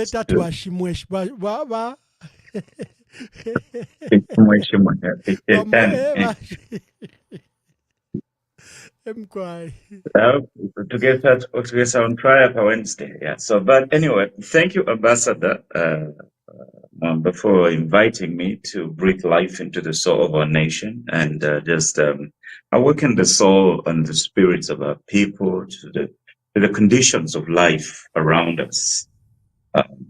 Yeah, I would sum up my remarks by commenting just on the last few callers. I appreciate Mavo's comment. Actually, Mavo is actually my young brother's name. So I'm getting my young brother because now it's a share. Abachilufya kulifyo balufya songa bafisa kolona baisa mkulanda fina binefa kwa tufya fulisha kochana. And then kwachi baba na mayo abachilala tiyo the church was not president and CEO was president when they were in opposite positions. That still did not justify the way ECO used to mistreat a church. But also, with the same token, we say for HH to revenge in a manner he did revenge, it was unconscionable. So on that, we equalize the blame. Yeah, the presidency or not presidency, citizens must be treated with respect and must be valued and not be trivialized. Just because you are contesting to be president or an MP doesn't make you a wild animal that the police should beat up and lock up every time. No. You are damaging the people before they get to their destiny. And if you bring in damaged goods in the city, in the seat of presidents, they can do a lot of damage. Yeah. So the other guy who disclosed that he said that he's from Solwezi, but now he said he's from South Africa, say that we can't allow anarchy. We are not advocating for anarchy in Mufumbwe. We are not even speaking against the government. We are even saying the government did not act in good time. The government should have secured that place early to avoid the fatalities and to avoid the problems that have come as a result of this late action of waiting until they are 25,000 or 50,000 for them to be able to deal with the situation in Mufumbwe. Clearly, there's more than what we have heard. The people have experienced a lot of pain, a lot of damage as a result of their government's own negligence. And then, man from Manchester is thankful that we've shown a turnaround in terms of the way we are expressing ourselves, that we have the courage to stand up even against a group of people that we supported. Yeah. So Are you there, Ambassador Mwamba? I can't see you. Okay. Maybe it's just me who's supposed to face the audience. So, but anyway, in conclusion, I want the people of Zambia to ask 3 questions of their president. Number 1, I want the people of Zambia to ask 3 questions of their president. Number 1, does this president see us? Does he hear us? If the answer is yes, then kwenyu. If the answer is no, it's anakwenyu. The next question that the people of Zambia needs to ask themselves is our president a crook? If the answer is no, then kwenyu. If the answer is yes, then anakwenyu. The third question is this president a killer, given the number of people who are dying under his regime? And again, we can either kwenyu or anakwenyu. So what I want us as a country is to think through what we are doing and how we are selecting leadership. And what I also want us to do is not only select leadership that fits our circumstances, but select leadership that can lead us to a brighter future and the kind of Zambia we like to live in. Is this the kind of Zambia we want? Is this the kind of Zambia we want to live in? So if the answer is no, you know what to do. The future of the country is in the hands of every Zambian. The future of the country is in the hands of every Zambian. And we must make our contribution in our little corner, let our voices be heard, let our support be heard, or even when we don't give support, let even that voice be heard. So I thank you for taking time to listen to us today, and I hope to see you another time. Thank you, Ambassador Mwamba, for the invite to the show. Thank you very much. Can you imagine, I just found the feature on my laptop that when one of your speakers were speaking, I should have given you an entire screen to yourself. I just discovered it. That's why you were seeing yourself alone on the screen. It will be better by next week. And then there's Sambirina. Because I just found that when you are speaking, you're being highlighted in my editorial panel, you know, my editing suite down there. So in fact, when you are speaking, I can highlight you alone on the screen. So something I've learned. Thank you very much.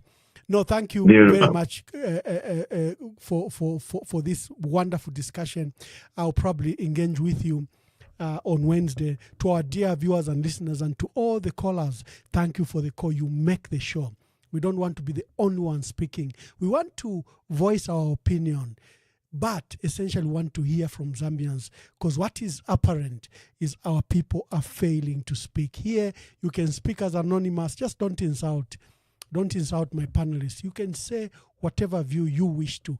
We can't be what is happening in Zambia, where we stifle views. We have to allow those views, and we have to allow our people. Today we're discussing a critical matter, the incident that occurred in Kikombwe area in Mufumbwe District in Northwestern Province, where there were 2 gold pits, Kikombwe Gold Pit and another one called Chief's Pit, and where we had thousands of young people that had descended.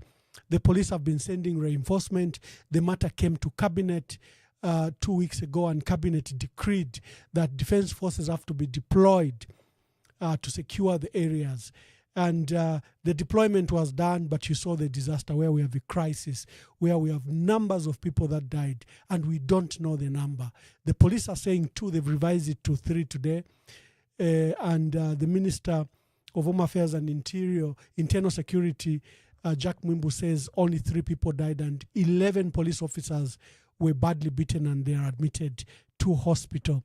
Our record shows that it's minimum 18. Others are going up to 50 who are saying there are people that have died in the pits because there are shifts there, and some, you know, perished in the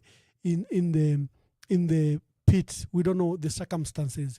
We said if we are the way, this matter is so serious that the president must institute a commission of inquiry to understand to the extent to what happened, if lives were lost, if monies were stolen from people, if gold were stashed in the pockets of law enforcement officers, this must not happen. So God bless you.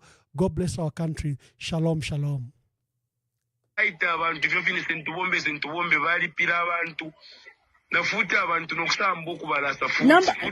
Number unfulfilled sticker. Naba lembati, naba tuma. Okay, Natamba. How are you? Uribwanji? I'm okay, how are you? I'm okay, thank you. Okay, Kaidi, ku Facebook, ku the news, I'm live already. I'm already live. Ku Facebook, ku the information at only 2 people wafa. Not 2 people, there are more than 50 people that have been killed and people that have died in the pits. What gets to happen is when the police come, they have shifts and they are from different departments. They give you a shift. The people used, they've been paying like 100 kwacha each human being, and we are more than 30,000 human beings and more than 3,000 and all that. Okay. And people that have machines, I'm one of them with the machines. And people, whenever they give you a shift, and once you pay and people start working, we've been sleeping in the pits. Okay.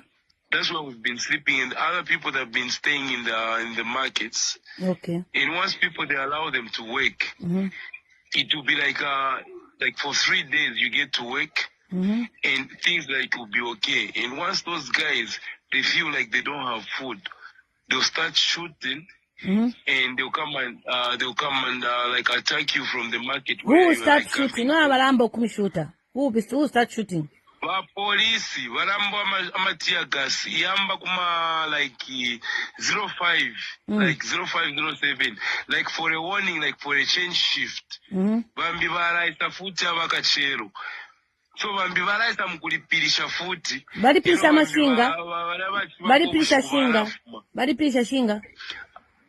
100 kwacha nga mulipapita nga mulipona nga bali 10 wonse mwaralipira 100 kwacha wonse. Okay. One machine alipira 500, 1,000 depending on the machine. If you have a GP 1,000, 7,000, you pay more than 1,000. Okay. You have a 6,000 GP Z 6,000 mine up, you pay like 1,000. SGC, you pay like 600 kwacha. By the cops, not anybody else. By police, Okay. uniformed, 100%. Okay. Nama video poya wakuba kopafe na benefe bale randa. Kaya kula mafia fintu for safe purposes. Kula mafia mwafisunge fintu balesa.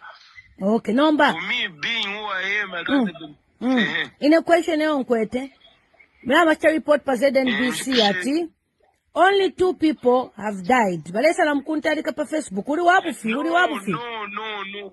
If there are only 3 people, let you people who have the powers to go and check for the people. If us people that have been there, we can show you the marks of where other human beings are. We can show you all the pits where people have been buried and where people are dying from. Nama bodies for Bareyasha. Barera safi oli wonse. Bariamba ma blanki wabachena bantu babuma bawocha nabocha ma genset ya bantu. Batimpia barepoka. Bachifu na God barepoka barero pola nempia bapoka na God barepoka ba police. Abantu efo bafurwire. After bantu bamukte bantu barifura tesi bapoka bakapoka barepoke vintu. They decided to go and attack the police camp. Wow, chava, police of they started shooting live bullets now. Bari mushuta pamkoshi. Bambia bakashano bashutire n'abarumendo kuma pit. Bari bashika kulya kwine. Anga pali time ya kuya mukubashikura abantu mwarasange fitumbi virenunka fingi mumapit mukafisanga. So bakweta ma powers na ba president. Basuminisha abantu bakweta ma powers akwati bale abachitembes gate. Ama bodies bepushe bashimine bose abalesta witness abaremona anga baraba chita protect no kubachita support abantu baramu kubaranga ama bodies omo ya shere nefo firenunka abantu barenunka na ngumwasenda grave. Zambia's mining sector continues to grow with the discovery of additional minerals such as gold in some parts of the country. The discovery of these minerals have however brought the surge in illegal miners. And to curb the practice, Government has removed over 25,000 illegal miners from Kikombwe area at the Old Pit and Chief's Pit in Mufumbwe District. Defense Minister Ambrose Lufuma and Home Affairs and Internal Security Minister Jack Mwimbo have since carried out an inspection at the mine. There are a lot of people. We have been told before we came, there are more than 25,000 people in this area. There's no water, there's no sanitation, and so it becomes a health hazard to the people that are here, the locals as well as the illegal miners themselves. It's activities such as these which bring about militia groups. It's activities such as these which bring about conflict and wars.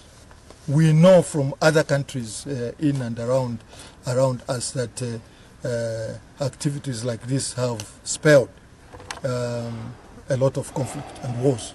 Mr. Mwimbo has revealed that 20 vehicles, 100 detectors machine, and 5 guns, among others, have been confiscated from the miners. As my colleague has indicated, we are not going to allow anyone. And when we say anyone, we are serious about that. There are no sacred cows. We have heard stories wherein they are indicating, no, we have been sent by so and so. That's why we are here and we have protection. That will not be allowed. Anyone who is going to be here, that they must abide by the rules. They must ensure that the instructions that have been given are adhered to. We have no doubt in our mind that our security wings, those currently operating here, and those who will be coming in, will ensure that sanity prevails here. Meanwhile, Today, this Monday, the 7th of July, 2025, at exactly 18:45 hours. This is the situation here at Freedom Statue.